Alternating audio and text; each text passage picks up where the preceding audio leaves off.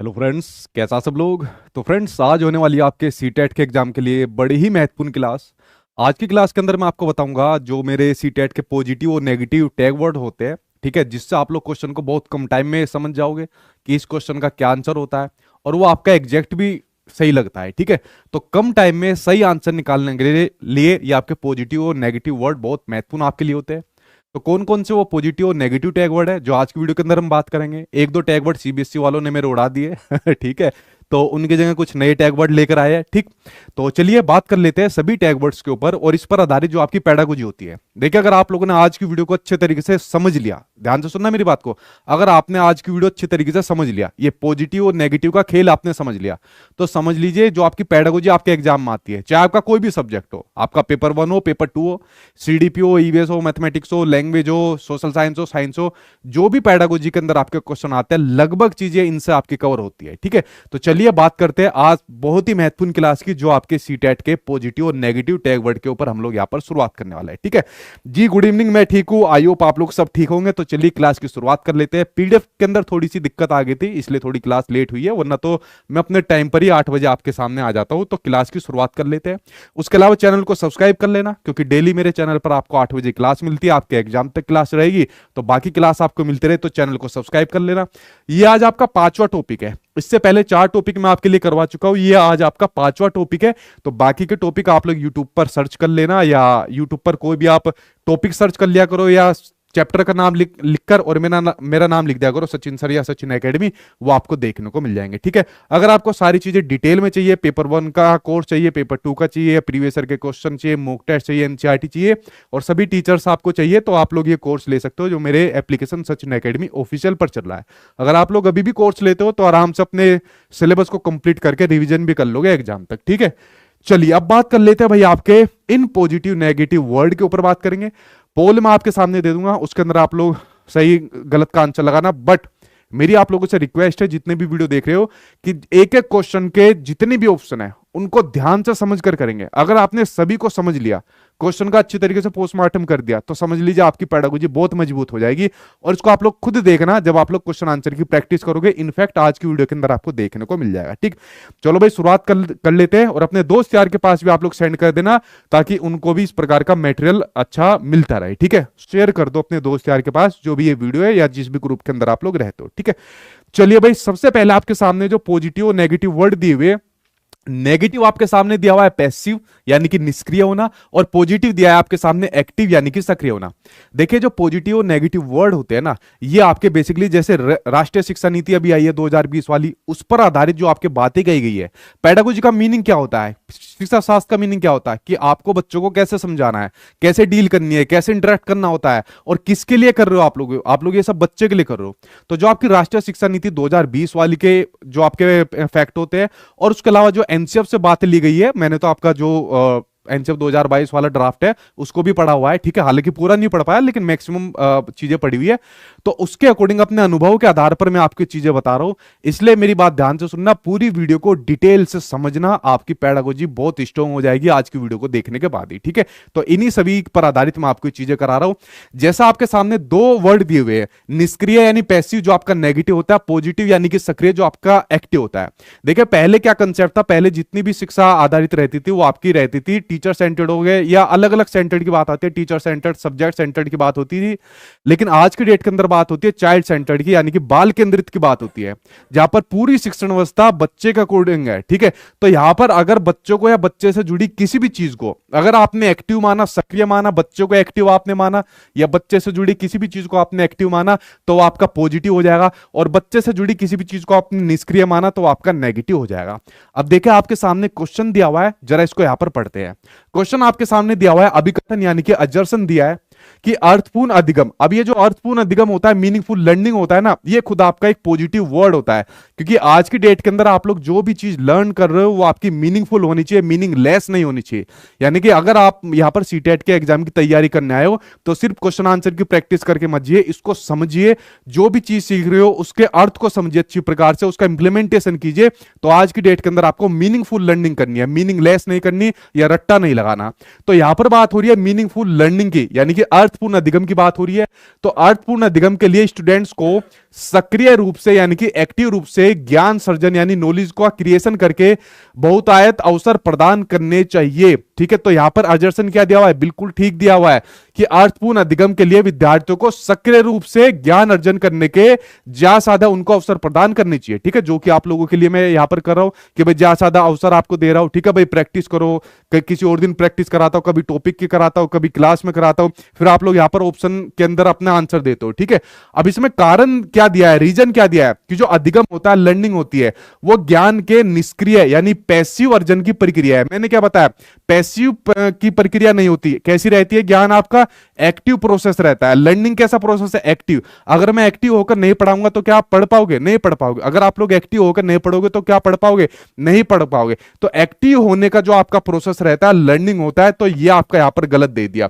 तो एक ठीक है, बाकी दूसरा आपका गलत है। तो आप लोग यहां पर किसके साथ जा रहे हो, आप लोग यहां पर थर्ड के साथ, सी के साथ जा रहे हो। बिल्कुल ठीक है, आपका ए सही है, लेकिन आर यहां पर आपका गलत बनता है। तो आप लोगों ने इसका थर्ड आंसर बिल्कुल ठीक दिया। तो आई होप आप लोगों ने समझा, चाहे बच्चा हो, चाहे बच्चे से जुड़ी कोई भी बात हो, अगर उसके संदर्भ में एक्टिव होने की बात करी जा रही है तो पॉजिटिव है, और पैसिव की बात करी जा रही है तो आपका नेगेटिव टैगवर्ड माना जाएगा। ठीक, अगला क्वेश्चन देखते हैं सामने स्क्रीन पर। अगला क्वेश्चन ये रहा आपके, ये बड़ा पॉजिटिव आपका टैग वर्ड है, और ये ज्यादातर जब से चल रहा है, जब से आपकी राष्ट्रीय शिक्षा नीति 2020 आपको देखने को मिली है। हालांकि उससे पहले भी इसके ऊपर खूब चर्चा की गई है, लेकिन शिक्षा नीति ने इसके ऊपर बहुत ज्यादा फोकस किया हुआ है, और इस पर आधारित क्वेश्चन आपके एग्जाम में आना ही आना होता है। अभी जो 20 अगस्त का एग्जाम हुआ है, दोनों पेपर 1 पेपर 2 के अंदर दोनों ही पूछे गए, और उससे पहले भी पूछे जा रहे हैं हर शिफ्ट के अंदर। ये आपका वर्ड है समालोचनात्मक चिंतन, जिसको आलोचनात्मक चिंतन या इंग्लिश के अंदर याद करिए आप लोग इसको क्रिटिकल थिंकिंग के नाम से इसको जाना जाता है। क्रिटिकल थिंकिंग का मतलब होता है एक ऐसी थिंकिंग, एक ऐसा चिंतन जिसमें जो बच्चा होता है खुद का तर्क वितर्क करके एक से डिसीजन लेता है।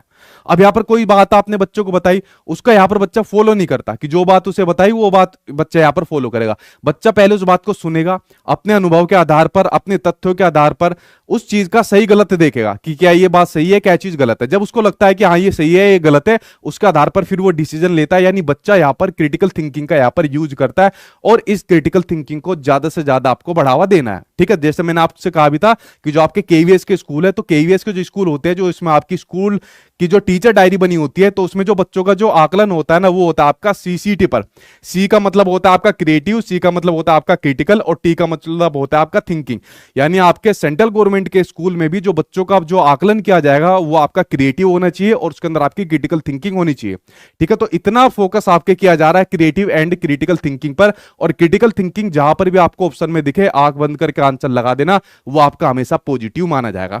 अब यहां पर दिया हुआ है क्वेश्चन आपके सामने कि बच्चों में समालोचनात्मक चिंतन को बढ़ावा देने के लिए महत्वपूर्ण है कि निम्नलिखित हेतु प्रचुर अवसर प्रदान किए जाए। कौन कौन से अवसर प्रदान किए जाए? पहला है कंटेंट यानी विषय वस्तु का कंठस्थीकरण। देखो यहां पर बात आ रही है रोट मेमोराइजेशन की बात आ रही है, तो रोट मेमोराइजेशन, रोट लर्निंग को मना किया जाता है, अब से नहीं, इससे पहले की भी नीति आई हो या इससे पहले के भी जो आपके करिकुलम आपके सामने देखने को मिले हो। ठीक है, तो रोट मेमोराइजेशन देखते गलत कर देना, ये आपका नेगेटिव है, आगे आने वाला भी है। ठीक है, क्योंकि आज की डेट के अंदर हमें चीजें समझानी है, इसलिए मैं कह रहा हूं आज की वीडियो समझ जाओ, इसकी रोट लर्निंग मत करना। ठीक है, समझ कर करना, आप लोगों की पेडागोजी की टेंशन खत्म हो जाएगी। तो कंटेंट के मेमोराइजेशन की कंठस्थीकरण की बात नहीं करता है जो आपका क्रिटिकल थिंकिंग है। क्रिटिकल थिंकिंग के अंदर आपकी क्या रहती है? इसके अंदर आपकी क्रिएटिविटी रहती है। क्या रहती है? इसके अंदर आपकी क्रिएटिविटी रहती है, यानी कि आपकी सृजनात्मकता यानी कि रचनात्मकता होती है, जिसमें बच्चे एक से ज्यादा आंसर देते हैं। कई बार आपके सीटेट के एग्जाम में क्वेश्चन आया हुआ है कि निम्नलिखित में से कौन सा क्रिएटिव थिंकिंग का एग्जांपल है, तो जिस ऑप्शन के भी आंसर एक से ज्यादा निकले, जैसा आपसे कोई पूछ ले कि भाई सचिन तेंदुलकर के बारे में क्या जानते हो, तो आप बहुत सारे पॉइंट बता दोगे। लेकिन ये अगर आपसे कोई पूछे कि बताइए कि भारत का जो क्रिकेट का भगवान कहा जाता है, किसको कहा जाता है, तो सचिन तेंदुलकर को, तो वो हो गया आपका एक आंसर। क्रिटिकल थिंकिंग नहीं होगा। क्रिटिकल थिंकिंग तब होगा जब सचिन के बारे में बहुत सारी चीजें आप लोगों से पूछा जाए, यानी कि इसके अंदर आपकी क्रिएटिविटी देखने को मिले। लेकिन यहां पर रोट मेमोराइजेशन की बात कर दी, रट्टा मारने की बात कर दी, तो ये नहीं होगा। अध्यापिका के निष्क्रिय अनुसरण का, अब यहां पर देखिए, अध्यापिका का निष्क्रिय अनुसरण करना है, यानी जो टीचर को इमिटेट करना है, टीचर की कॉपी करनी है, वो भी आपकी पैसिव तरीके से करनी है। एक वाली बात कही जाती है ना, नकल के लिए भी अकल चाहिए। तो यहाँ पर नकल की बात होगी और नकल भी कही आपके पैसे होकर, ठीक है। अगर स्कूल के टाइम में आप नकल कर रहे हो, एक्टिव नहीं है, तो पकड़े जाओगे, ठीक है। और वही पर आपके जो टीचर होंगे आपको पीटा भी होगा नकल करने पर, ठीक है। तो ये आपका नेगेटिव होता है, क्योंकि दो आपके नेगेटिव आ गए कि एक तो आपको टीचर का इमिटेशन करने के लिए कह दी और दूसरी बात पैसिव तरीके से आपकी कह दी, ठीक है। अगला है कि विविध जानकारियों की पुष्टि करने हेतु, बिल्कुल ठीक बात है। यहां पर क्या हो रही है, जो जितनी भी अलग अलग प्रकार की जानकारी है उनका क्या काम करना है आपको, उनकी पुष्टि करनी है कि हाँ ये जानकारी ठीक है या गलत है। जैसे मैंने कहा क्रिटिकल थिंकिंग के अंदर कोई बात बच्चों को बताई कि बेटा गंदगी में मत खेलो, इससे आपकी बीमारियां होती है, तो बच्चा खुद उसको ऑब्जर्व करेगा कि बीमारी होती है वाकई में, वैसी कह रहे हैं। और ऑब्जर्व करने के बाद बच्चा डिसीजन लेगा अपने अनुभव के आधार पर, चीजें समझकर कि हाँ गंदगी से बीमारी होती है, तो आपका क्रिटिकल थिंकिंग होगा। तो जो भी जानकारी उसके पास हो उसकी पुष्टि करेगा यहां पर बच्चा, तो इसके अंदर आ जाएगा। किसी समस्या पर अपसारी चिंतन करके, बिल्कुल ठीक बात है, जहां पर भी आपकी क्रिटिकल थिंकिंग आ जाएगी। क्रिटिकल थिंकिंग में आपकी क्या होती है, रचनात्मकता होती है, एक से ज्यादा आंसर होते हैं। तो यहां पर आपको डाइवर्जेंट थिंकिंग देखने को मिलेगी, ठीक है, डाइवर्जेंट थिंकिंग आपको देखने को मिलेगी। याद रखना अभी आपका टैग वर्ड आएगा जहां पर भी आपको कन्वर्जेंट यानी कि आपको अभिसारी चिंतन देखने को मिले। क्या मिले, जहां पर भी आपको अभिसारी चिंतन देखने को मिले। अभिसारी चिंतन के अंदर रचनात्मकता नहीं होगी, क्वेश्चन का सिर्फ एक आंसर होता है, तो ये आपका अभिसारी चिंतन होता है, यानी कि क्लोज एंडेड क्वेश्चन होते हैं या इसके अंदर आपके। लेकिन जहां पर ओपन एंडेड क्वेश्चन होते हैं, जहां पर क्रिएटिविटी होती है, वो आपका अपसारी चिंतन होता है। सो राइट आंसर आपका थर्ड और फोर्थ यहां पर सही हो जाएगा। कौन सा, थर्ड और फोर्थ, यानी कि फोर्थ वाला आंसर यहां पर आपका सही हो जाएगा। आप लोग किसके साथ जा रहे हो, वेरी गुड, फोर्थ के साथ आप लोग यहां पर जा रहे हो, दीदी के साथ आप लोग जा रहे हो, ठीक है। तो क्रिटिकल थिंकिंग आपने देख लिया कितना महत्वपूर्ण टैग वर्ड है और आपके एग्जाम में आना होता है ये। अगले टैग वर्ड की बात करते हैं। देखिए ये रहा आपके सामने टैग वर्ड, सबसे ज्यादा ये भी शिक्षा नीति के बाद आपके एग्जाम में बहुत देखने को मिल रहा है। हालांकि पहले इसका प्रचलन होता था, बट आज की डेट के अंदर जो रचनावाद की बात होती है, जिसमें बच्चे के अकॉर्डिंग चीजें करनी है, बच्चा ज्ञान का खुद निर्माण करता है, तो वहां पर आपके मानकों की कोई जगह नहीं है, ठीक है, मानक की जगह नहीं है। मानक क्या होते हैं, मानक होते हैं जिसके आधार पर, मान लीजिए हमें जब हम स्कूल में पढ़ते थे तो वहां पर मानक सेट होते थे कि भाई 100 में से जो 32 लाया वो पास, सॉरी 33 वाला और 32 वाला फेल। सीटेट में 150 में से 90 वाला पास और 89 वाला फेल। तो इस प्रकार से मानक बना दिए और मानकों के आधार पर बच्चों का होता है क्लासिफिकेशन कि ये पास वाला बच्चा है, ये फेल वाला बच्चा है, इसका आईक्यू लेवल बढ़िया है, इसका आईक्यू लेवल आपका खराब है। तो जहां पर भी आपके ऑप्शन में आपको मानक या स्टैंडर्डाइज आपको देखने को मिले, चाहे मानकीकृत परीक्षाएं हो, चाहे मानकीकृत पेपर हो, चाहे मानकीकृत असेसमेंट यानी कि मानकीकृत आपका आकलन हो, कुछ भी मानक आपको दिखे, मानक देखते उसके ऊपर कट लगा देना। क्यों, क्योंकि आपका नेगेटिव आज की डेट के अंदर हमें मानकों को पर आधारित आपके किसी भी चीजें नहीं करनी है, ठीक है। अब ऑप्शन क्वेश्चन यहां पर दिया हुआ है, विविध शिक्षार्थियों के समूह में, जैसा आप लोगों अलग अलग आप लोगों का समूह है, शिक्षकों को बहुसांस्कृतिक शिक्षा का अभ्यास किस तरीके से करना चाहिए, ठीक है। यहां पर बात हो रही है आपके किसकी, मल्टीकल्चरल एजुकेशन की बात हो रही है। देखिए आप लोग अलग अलग पृष्ठभूमि से आते हो, सामाजिक आर्थिक तौर पर अलग अलग होते हो, आपकी भाषाएं अलग अलग है। जब भाषा अलग है तो आप लोगों का कल्चर भी अलग अलग है। तो यहां पर किस तरीके से उनके सामने करना चाहिए, पहला आपके सामने दिया हुआ है एक समान और मानकीकृत। मैंने क्या देखा, जहां पर भी मानकीकृत दिखे इसको तो देखते काट दो, और एक समान भी दिखे ये भी आपका गलत माना जाएगा। तो अगर ये आपका मानकीकृत गलत होता है, नेगेटिव होता है, तो पॉजिटिव क्या होगा, पॉजिटिव इसके अंदर हो जाएगा आपका डिफरेंशिएटेड इंस्ट्रक्शन हो जाएंगे। कौन से हो जाएंगे, डिफरेंशिएटेड आपके इंस्ट्रक्शन हो जाएंगे। डिफरेंशिएटेड इंस्ट्रक्शन का मतलब होता है जहां पर बच्चे की क्षमता के अकॉर्डिंग हम उनको शिक्षण दे सके। मान लीजिए यहां पर क्लासिफिकेशन हो गया मानकों के अकॉर्डिंग कि 150 में से 190 वाला पास और 89 वाला सीटेट के अंदर फेल। तो यहां पर क्या काम कर दिया, मान लीजिए कोई बच्चा फेल हो रहा है, कम स्पीड से सीख रहा है, तो यहां पर टीचर क्या काम करेगा, बेटा तुम्हारी सीखने की स्पीड कम है, तुम फेल हो गए थे, चलो तुम थोड़ा एक्स्ट्रा चीजें ये पढ़ो, चलो तुम्हारे ऊपर थोड़ा मैं एक्स्ट्रा टाइम और लगा दूंगा। और जब बच्चे पास हो गए, आगे के एग्जाम की तैयारी करेंगे, उनको फिर आगे के एग्जाम की हमें तैयारी करानी है, ठीक है। यानी हर बच्चे की एबिलिटी के अकॉर्डिंग, हर बच्चे के मोटिवेशन के अकॉर्डिंग हमें उनको यहां पर शिक्षण देना होता है। तो आपके डिफरेंशिएटेड इंस्ट्रक्शन माने जाते हैं और इसका यूज आपको करना चाहिए, ये आपके पॉजिटिव होते हैं। लेकिन अगर मानक की बात आ जाए, एक समान की बात आ जाए, तो ये आपका नेगेटिव हो जाएगा, गलत। अगला है कि एक समान और मानकीकृत आकलन। मैंने कहा जहां मानकीकृत चाहे पाठ्यक्रम हो, चाहे आकलन हो, चाहे पेपर हो, ये कुछ भी अपने साथ लेकर आए ऑप्शन, आप लोग इसको देखते गलत काट दोगे, ठीक है। अगला है कि बच्चों की सांस्कृतिक पृष्ठभूमि के आधार पर अलग अलग संकाय बनाना। देखो यहां पर बात हो रही है कि यहां पर बच्चों का कर दिया सेपरेशन सेपरेशन कर दिया।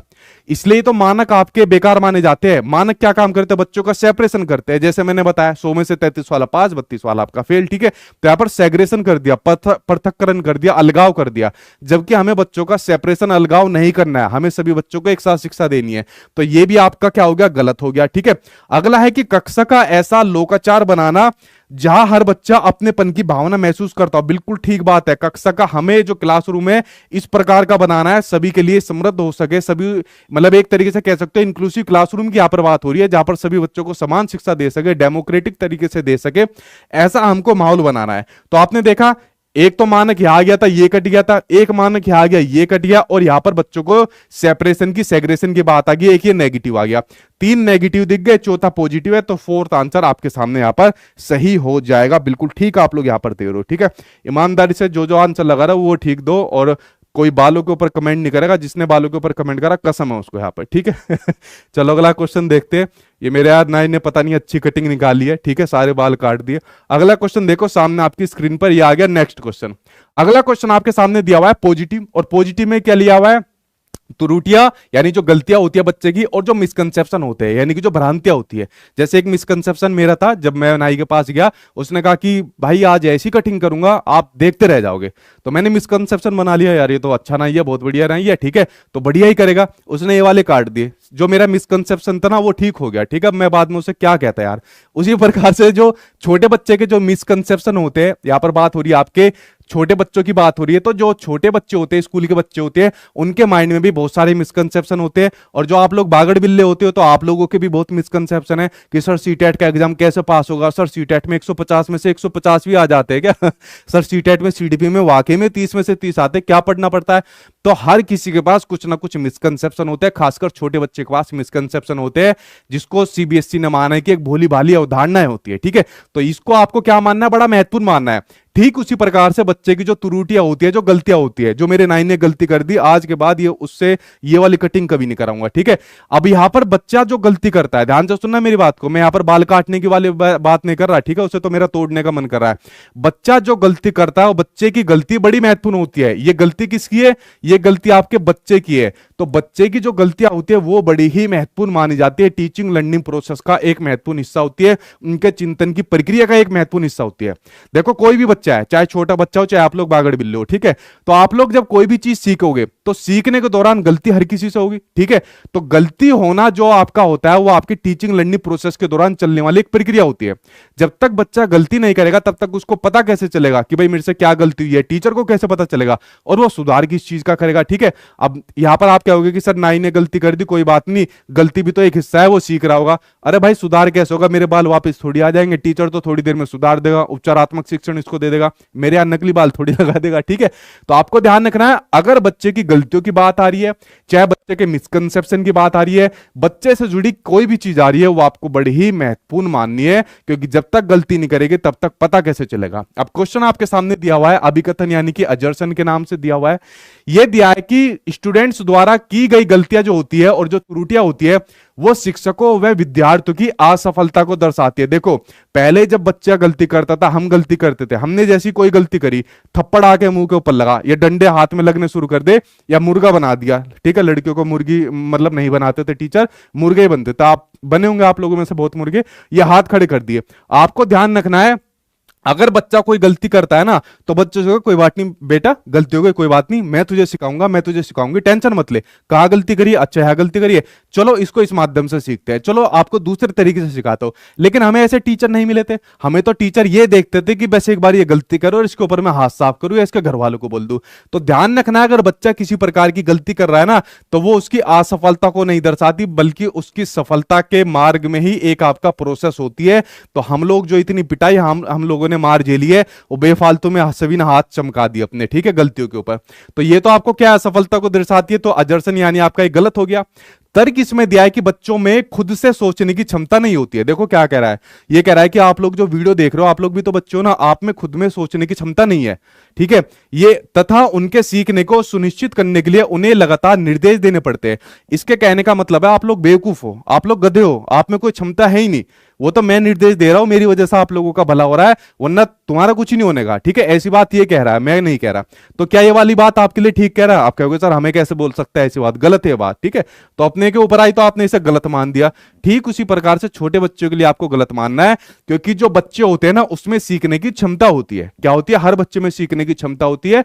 तो ये आपका दोनों ही गलत है, तो आप लोग लगा सकते हो ए और आर दोनों गलत है। तो चौथे का आपका चौथा आंसर यहां पर सही हो जाएगा। बढ़ते अब आपके सामने नेक्स्ट क्वेश्चन की ओर, अगला क्वेश्चन सामने स्क्रीन पर। तो समझ गए, बच्चे की गलतियों को आपको महत्वपूर्ण मानना है, लेकिन औरों की गलतियों को महत्वपूर्ण नहीं मानना, ठीक है। चलिए अगले के ऊपर देख लेते हैं। अगला क्वेश्चन, अगला टैग वर्ड आपके सामने स्क्रीन पर आ गया। ये रहा अगले वाला जो आपके सामने दिया हुआ है, ठीक है। हाँ भाई, दीदी के साथ आप लोग जा रहे हो, बहुत बढ़िया।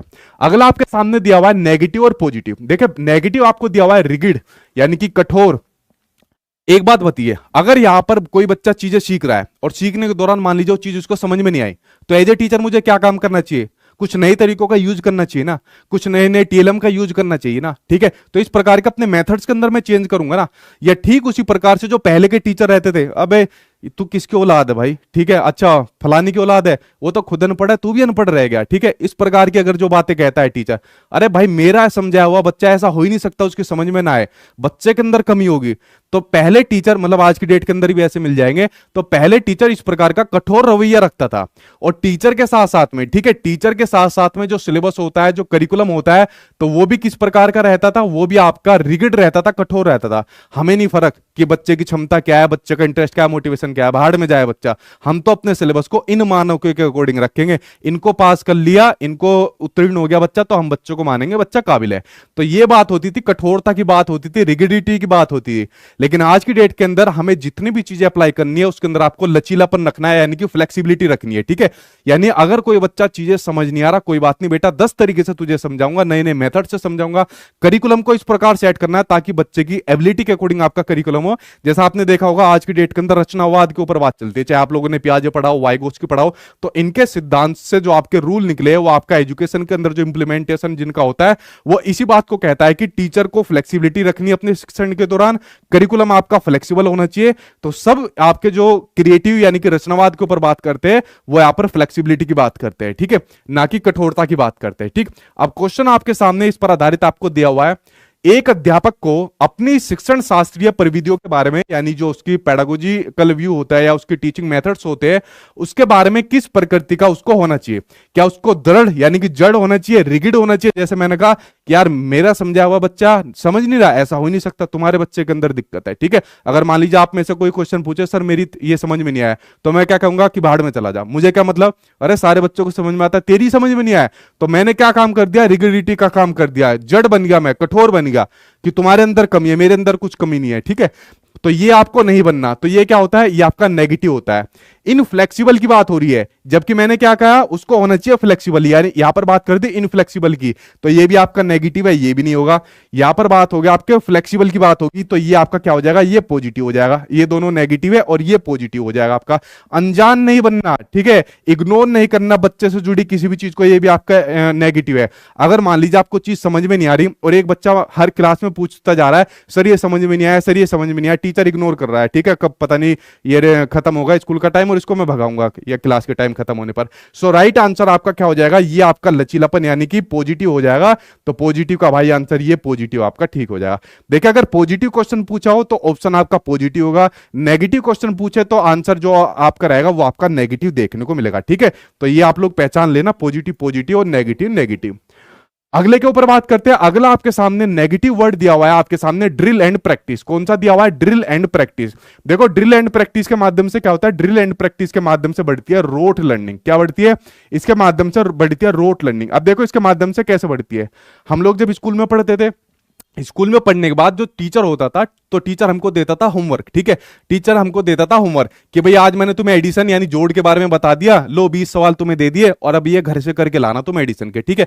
तो टीचर इस प्रकार से हमें होमवर्क देता था, ठीक है, और होमवर्क नहीं करके लाते थे तो फिर वहां पर पनिशमेंट देता था कि अच्छा तू होमवर्क करके नहीं लाया, तो वहीं पर वो पिटाई कर देता था। जबकि पिटाई आज की डेट में हम बच्चों को पनिशमेंट किसी भी प्रकार का नहीं दे सकते।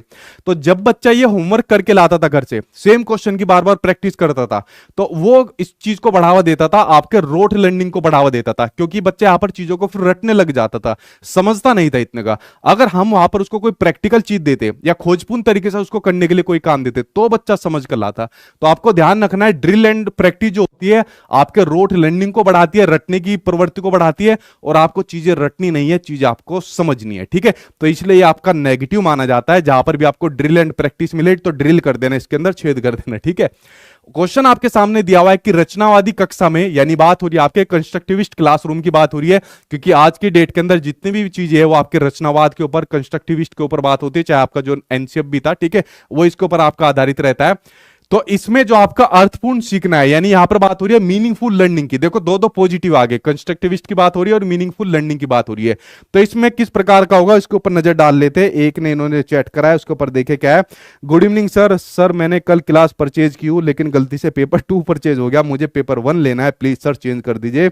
अंशु, इतनी गलतियां करते हो, पेपर 1 पेपर 2 लेने के अंदर ही आप लोगों का क्या होगा, ठीक है। आप टीम के पास मैसेज करना, आपका कोर्स चेंज हो जाएगा। मैंने एक टीम इसी काम के लिए लगा रखी है, ठीक है। छोटे बच्चों से भी ज्यादा गलती करते हो, व्हाट्सएप पे मैसेज कर देना, आपका कोर्स चेंज हो जाएगा, ठीक है।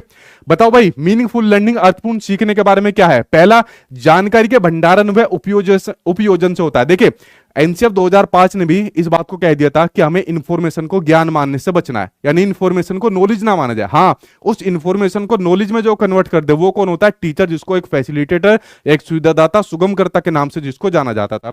तो यहां पर जानकारी का हमें स्टोर नहीं करना, उसका भंडारण नहीं करना, ना उसका रिट्रीवल करना, ठीक है, ना उसका यूज करना, यह आपका नेगेटिव है। दूसरा आपके सामने दिया हुआ है, अन्वेषण व अंत क्रिया के द्वारा खोज की प्रक्रिया है। बिल्कुल ठीक बात है, किसके, डिस्कवरी मेथड की बात आ जाए, डिस्कवरी लर्निंग की बात आ जाए और आपस में इंटरेक्शन की बात आ जाएगी, वहां पर बच्चा सबसे अच्छे तरीके से मीनिंगफुल लर्निंग पर कर पाएगा। और आपकी रचनावाद क्लासरूम का एक बढ़िया एग्जांपल भी आपको देखने को मिलेगा। इसलिए मैंने कहा कि जो आजकल होमवर्क दिए जाते हैं, बच्चों को असाइनमेंट दिए जाते हैं, ये बच्चों को देने की बजाय आप लोग उसको कुछ खोजपूर्ण करने वाला तरीका दीजिए, जिससे बच्चे का इंटरेस्ट लगे सीखने के दौरान, घर जाके कुछ वो एक्टिविटी कर सके और उसके माध्यम से सीख सके। सो राइट आंसर आपका सेकंड है। अगला आपके सामने एक ऑप्शन है, मैंने कहा क्वेश्चन के ऊपर ध्यान मत लगाना, आज की डेट के अंदर जितने भी ऑप्शन है ना, इन ऑप्शन को नहीं चढ़ेंगे, यहां से आपकी पेडागोजी मजबूत होगी। अगला है, इनाम व सजा के प्रयोग से होता है। देखिए मैंने बताया पनिशमेंट की बात, आपके article number 17 right to education बिल्कुल मना करता है, धारा 17 के अंदर कि बच्चों को आप किसी प्रकार की पनिशमेंट नहीं दे सकते, ना ही शारीरिक, जो डंडों से तोड़ते थे, थप्पड़ टीचर मारते थे, मुक्के भी मारते थे कई, तो ठीक है, और ना ही मौखिक रूप से तुम गधे हो क्या, तुम पागल हो क्या, ठीक है, इस प्रकार से, ठीक है, मैं नहीं कह रहा, मतलब बता रहा हूं, ठीक है। तो ये आपको किसी भी प्रकार की सजा नहीं देनी, और आपको जो इनाम है ना, बच्चों को इनाम यानी कि जो रिवॉर्ड्स होते हैं वो भी आपको नहीं देने। आप कहते हैं सर इनाम तो मिलने चाहिए, हम तो इनाम के हकदार है, अगर हमने अच्छा एग्जाम में कुछ करा तो रिवॉर्ड नहीं मिलेगा। देखिए अगर आप कंटिन्यूसली रूप से किसी को रिवॉर्ड दे रहे, इनाम दे रहे हो, तो वो इतना इफेक्टिव नहीं माना जाएगा। अगर आप किसी खास अचीवमेंट के ऊपर बच्चों के नाम देंगे ना, वो आपका बहुत इफेक्टिव माना जाएगा। जैसे आप हर क्वेश्चन के बाद आंसर दे रहे हो, मैं कहूंगा वाह क्या बात है, शाबाश, बहुत बढ़िया बहुत बढ़िया, तो ये आपका कंटिन्यूअस रिवार्ड हो गया, यानी लगातार रिवार्ड हो गया, जो आपका नेगेटिव माना जाएगा। लेकिन एक किसी खास अचीवमेंट पर पार्सली अगर मैं कोई आपको इनाम देता हूं कि मान लीजिए सीटेट में से आपके 140 आ गए 150 में से, उस पर मैंने आपको इनाम दिया, आपका इंटरव्यू लिया, बच्चों से आपकी मोटिवेशनल स्टोरी करवाई, ठीक है, तो वो इनाम आपका अच्छा माना जाता है, यानी जो पार्सल होता है कंटिन्यूअस नहीं होता, ठीक है। सो ये आपका गलत हो जाएगा। अगला है, बारंबार वेदन तथा अभ्यास से होता है। यहां पर बात होगी आपके ड्रिल एंड प्रैक्टिस की बात आ गई। तो ड्रिल एंड प्रैक्टिस क्या होता है, ड्रिल एंड प्रैक्टिस अभी मैंने आपको बताया, ये आपका नेगेटिव होता है, रोट लर्निंग को बढ़ाता है। सो राइट आंसर आपका हो जाएगा सेकंड, राइट आंसर यहां पर आपका हो जाएगा। बढ़ते अब आपके नेक्स्ट क्वेश्चन की ओर। अगला क्वेश्चन देखिए सामने आपकी स्क्रीन पर, ये आ गया आपके सामने नेक्स्ट क्वेश्चन जो आपको दिया हुआ है, ठीक है। अगले क्वेश्चन में आपको पॉजिटिव और नेगेटिव वर्ड दोनों एक साथ में दिए हुए। देखिए ये क्या कहते हैं, पॉजिटिव और नेगेटिव वर्ड, ठीक है। सर हेल्प मी, साइंस की क्लास कल क्यों नहीं हुई यूट्यूब के ऊपर। भाई वो साइंस वाले टीचर ने 2 दिन साइंस की क्लास ली, और साइंस की क्लास के दौरान उनके जो टेक्निकल स्टाफ है उनकी तरफ से कुछ गलती से कुछ दब गया था, तो उनकी क्लास चलती चलती बीच में ही बंद हो गई। सोशल साइंस की क्लास अच्छी तरीके से चली थी, ठीक है, जो आपकी सैटरडे संडे को सोशल साइंस और साइंस चलेगी। तो मैंने साइंस वाले सर जो है उनका टेक्निकल जो काम है वो पूरा ठीक करवा दिया है। अगले हफ्ते से उनकी सैटरडे संडे को सही से उनकी क्लास चलेगी, ठीक है। वो टेक्निकल फॉल्ट की वजह से उनकी साइंस की क्लास बीच में बंद हो गई थी, ठीक है, लेकिन अगले हफ्ते से उनकी बिल्कुल प्रॉपर चलेगी, ठीक है। अब देखिए अगले पॉजिटिव और नेगेटिव टैग वर्ड के ऊपर हम लोग यहां पर बात करेंगे। पहले बात करते हैं नेगेटिव टैग वर्ड के ऊपर बात करते हैं। यहां पर बात हो रही है आपके सेग्रेशन की बात हो रही है। मैंने कहा बच्चों का आपको किसी भी प्रकार से अलगाव नहीं करना, पृथक्करण नहीं करना, ठीक है। कि अरे भाई ये पढ़ने वाले बच्चे इनको अलग कर दो, ये निकम्मे बच्चे इनको अलग कर दो। ऐसे स्कूल में करते थे ना, स्कूल के टीचर क्या कहते थे, ये निकम्मा है इनके साथ मत रहा कर। अरे कोई बात नहीं, निकम्मों के भी साथ रह ले, क्योंकि आज की डेट के अंदर जो हमें इंप्लीमेंट करनी है चीजें, हमें सभी बच्चों को समान रूप से एजुकेशन देनी है। कोई भेदभाव किसी के बीच में नहीं करना। जैसे टीचर हमारे साथ करते थे, इन निकम्मों के साथ मत रहिए, तुझे भी बिगाड़ देंगे, ठीक है, कहते थे ना ऐसे टीचर। और उसके साथ में आपको उनके ऊपर कोई लेबल नहीं लगाना। क्या नहीं लगाना? किसी प्रकार का कोई लेबल नहीं लगाना। जैसे अभी मैंने कहा कि निकम्मों के साथ मत रहना, निकम्मे बोल देते थे, या कह देते थे कि तुम तो पढ़ने के अंदर कमजोर हो, इस प्रकार का लेबल नहीं लगाना। या फिर कह देंगे कि तुम तो गरीब घर से आते हो, ठीक है, इस प्रकार का लेबल नहीं लगाना। किसी भी सामाजिक आर्थिक तौर पर या बच्चे की क्षमता के अकॉर्डिंग उसको लेबल आपको नहीं देना है, ठीक है। या टीचर तो गाली भी देते थे बहुत से स्कूल के अंदर, ठीक है, कि ये क्या आता है, बेवकूफ, गधा, निकम्मा, और एक दो एक्स्ट्रा देते थे, ठीक है। तो इस प्रकार के लेबल आपको बच्चों को नहीं लगाना है। सोचकर देखो, अगर हमें कोई लेबल देगा तो हमें कितना बुरा लगेगा, ठीक है। आपको क्या करना है, आपको सभी बच्चों को समान मानना है, समान एजुकेशन देनी है, कोई भेदभाव उनके साथ नहीं करना है किसी भी प्रकार का, सभी संसाधन उनको एक साथ प्रोवाइड कराने हैं, ठीक है। तो ये आपको इंक्लूसिव एजुकेशन कहती है, यानी कि समावेशी शिक्षा कहती है। कमेंट बॉक्स में मुझे जल्दी से बताओ कि आपको जब आप स्कूल में पढ़ते थे क्या क्या नाम से आपको लेबल दिए हुए थे, फिर मैं आपको बताऊंगा मुझे क्या लेबल मिला हुआ था, ठीक है। और सबसे बड़ी बात, मैंने अपने सारे टीचर को एक एक लेबल लगाया हुआ था, उनके सभी के नाम मैंने निकाले हुए थे, ठीक है। देखिए ये रहा आपके सामने क्वेश्चन, इसके ऊपर बात करते हैं। और इतना मुझे पता है आप लोगों ने भी नहीं कुछ ना कुछ अपने टीचर का नाम जरूर निकाला होगा, ठीक है। उनके भी नाम बताओ क्या क्या निकाला है। अब क्वेश्चन पढ़ते हैं कि शिक्षा में समावेशन को बढ़ावा देने के लिए अध्यापक को ऐसा कक्ष वातावरण पैदा करना चाहिए, जो क्लासरूम का एनवायरमेंट है वो कैसा होना चाहिए, जरा उसके ऊपर हम लोग बात कर लेते हैं। पहला आपके सामने यहां पर दिया हुआ है ऑप्शन कि विविधता के प्रतिग्रहण को पोषित करने के लिए, यानी जो डाइवर्सिटी होती है ना, इसको बढ़ावा देने के लिए, इसको पोषित करने के लिए, बिल्कुल ठीक बात है, इसको पोषित करने के लिए भाई आपका होता है। तो पहला आपके यहां बिल्कुल ठीक जा रहा है। जो विविधता है, जिसका एग्जांपल आप लोग हो सबसे बढ़िया, आप लोग विविधता का सबसे बढ़िया एग्जांपल हो, व्यक्तिगत विभिन्नताओं का सबसे बढ़िया एग्जांपल हो। तो इस चीज को नर्चर करना है, इसको पोषित करना है, ठीक है। इसको आपको हमेशा एक संसाधन के रूप में मानना है, कभी भी प्रॉब्लम नहीं मानना है, ठीक है। संसाधन के रूप में आपको इसको मानना है। तो ये तो आपका पॉजिटिव है। तो ऐसा एनवायरमेंट होना चाहिए जहां विविधताओं को सम्मान मिले, विविधताओं को संसाधन के रूप में माने। दूसरा इसने दिया है रूढ़िवादी, ठीक है, यानी यहां पर बात हो रही है आपके किसकी, स्टीरियोटाइप की बात होती है। देखो आपको किसी भी प्रकार का स्टीरियोटाइप नहीं रखना एज ए टीचर, ना ही जेंडर स्टीरियोटाइप रखना है, जहां पर मेल और फीमेल के बीच में आप जो रूढ़िवत धारणाएं चलती आ रही है उसको फॉलो करेंगे कि लड़कियां जो मैथ्स के अंदर कमजोर होती है, लड़के जो है वो ताकतवर होते हैं, लड़कियां कमजोर होती है, लड़कियां बेवकूफ होती है, लड़के जो है निकम्मे होते हैं, मतलब इस प्रकार के नहीं रखने। तो आपको किसी भी प्रकार का स्टीरियोटाइप नहीं रखना है एज ए टीचर। और दूसरी बात, आपको बच्चों को किसी प्रकार का कोई लेबल नहीं देना है। ये रही ना लेबल, तो ये हो जाएगा आपका नेगेटिव हो जाएगा, क्योंकि आपको किसी भी प्रकार से बाइस या स्टीरियोटाइप और साथ में लेबलिंग नहीं करनी है, ठीक है। अगला कहता है योग्यता के बारे में सत्व धारणा को पोषित करें। देखिए एक आपके सामने होता है एंटिटी बिलीफ होता है, और एक होता है आपके सामने एंटिटी व्यू होता है। क्या होता है? एंटिटी व्यू की बात करी जाती है। देखो एंटिटी व्यू का मतलब होता है जब हम किसी एक काम को करने का हमारा सिर्फ एक ही व्यू होता है, एक ही तरीका होता है, ठीक है। मान लीजिए फॉर एग्जांपल, जैसे आप लोग तैयारी कर रहे हो और तैयारी के दौरान मान लीजिए आपकी सरकारी नौकरी लग गई और अब आपको शादी करनी है, ठीक है। और शादी करने के बाद आपका ने सिर्फ एक व्यू बनाया हुआ है कि मैं तो बस उसी से शादी करूंगा जो दहेज अच्छा देगा या मैं तो उसी से शादी करूंगा जो खूबसूरत बहुत होगी। तो आपने एक एंटिटी व्यू बना लिया, ठीक है। इसी प्रकार से बच्चा भी एक एंटिटी व्यू बना लेता है कि भाई मैं इस किताब को पढ़ूंगा तो मैं पास हो जाऊंगा।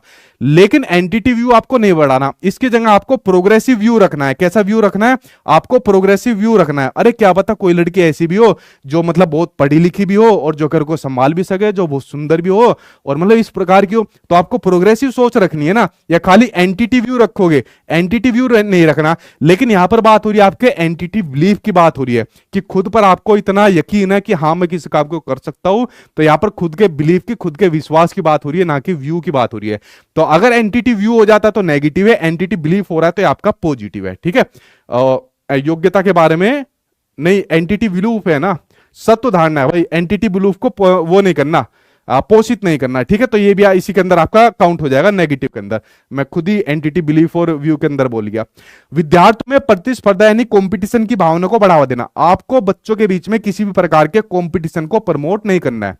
जैसा आपके घर वाले आपके बीच में कंपटीशन रखते हैं, तेरा नंबर कब आएगा, तेरी जॉब कब लगेगी, देख फलाने की लग गई, तेरी अभी तक नहीं लगी, ठीक है। तो इस प्रकार से बच्चों के बीच में किसी प्रकार का कंपटीशन नहीं रखना है। जब हम स्कूल में पढ़ते थे तो हमारे घर वाले खुद ये कंपटीशन करते थे कि देख राम स्वरूप का फर्स्ट आ गया, तू अभी भी नहीं आया, देखो लड़की होकर फर्स्ट आ गई, देखो वहां पर क्या किया, जेंडर स्टीरियोटाइप कि वो लड़की होकर फर्स्ट आ गई और तुम अभी तक नहीं आए। अरे वो आ गई तो आ गई, हम क्या करें इस बात में, ठीक है।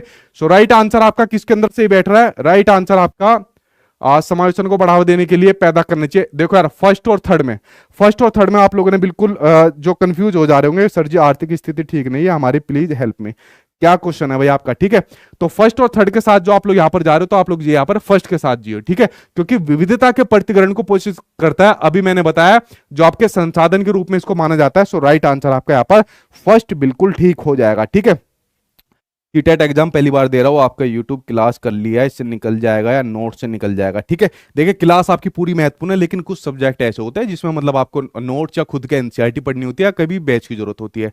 तो अगर आप एनसीईआरटी पढ़ रहे हो खुद से, उससे हो जाएगा, या प्रीवियस ईयर आपके पास हो, अगर वो चीज नहीं है तो आप लोग बैच वगैरह के थ्रू कर सकते हो, ठीक है। सो राइट आंसर क्या हो जाएगा आपका, फर्स्ट आंसर यहां पर सही हो जाएगा। बच्चों में किसी प्रकार का कॉम्पिटिशन आपको नहीं रखना है। हाँ, एक और सुपर चैट कितनी भेज रहे हो यार, सुपर चैट बिना ऐसी सुपर चैट के भेज दिया करो, मेरी नजर पड़ जाती है।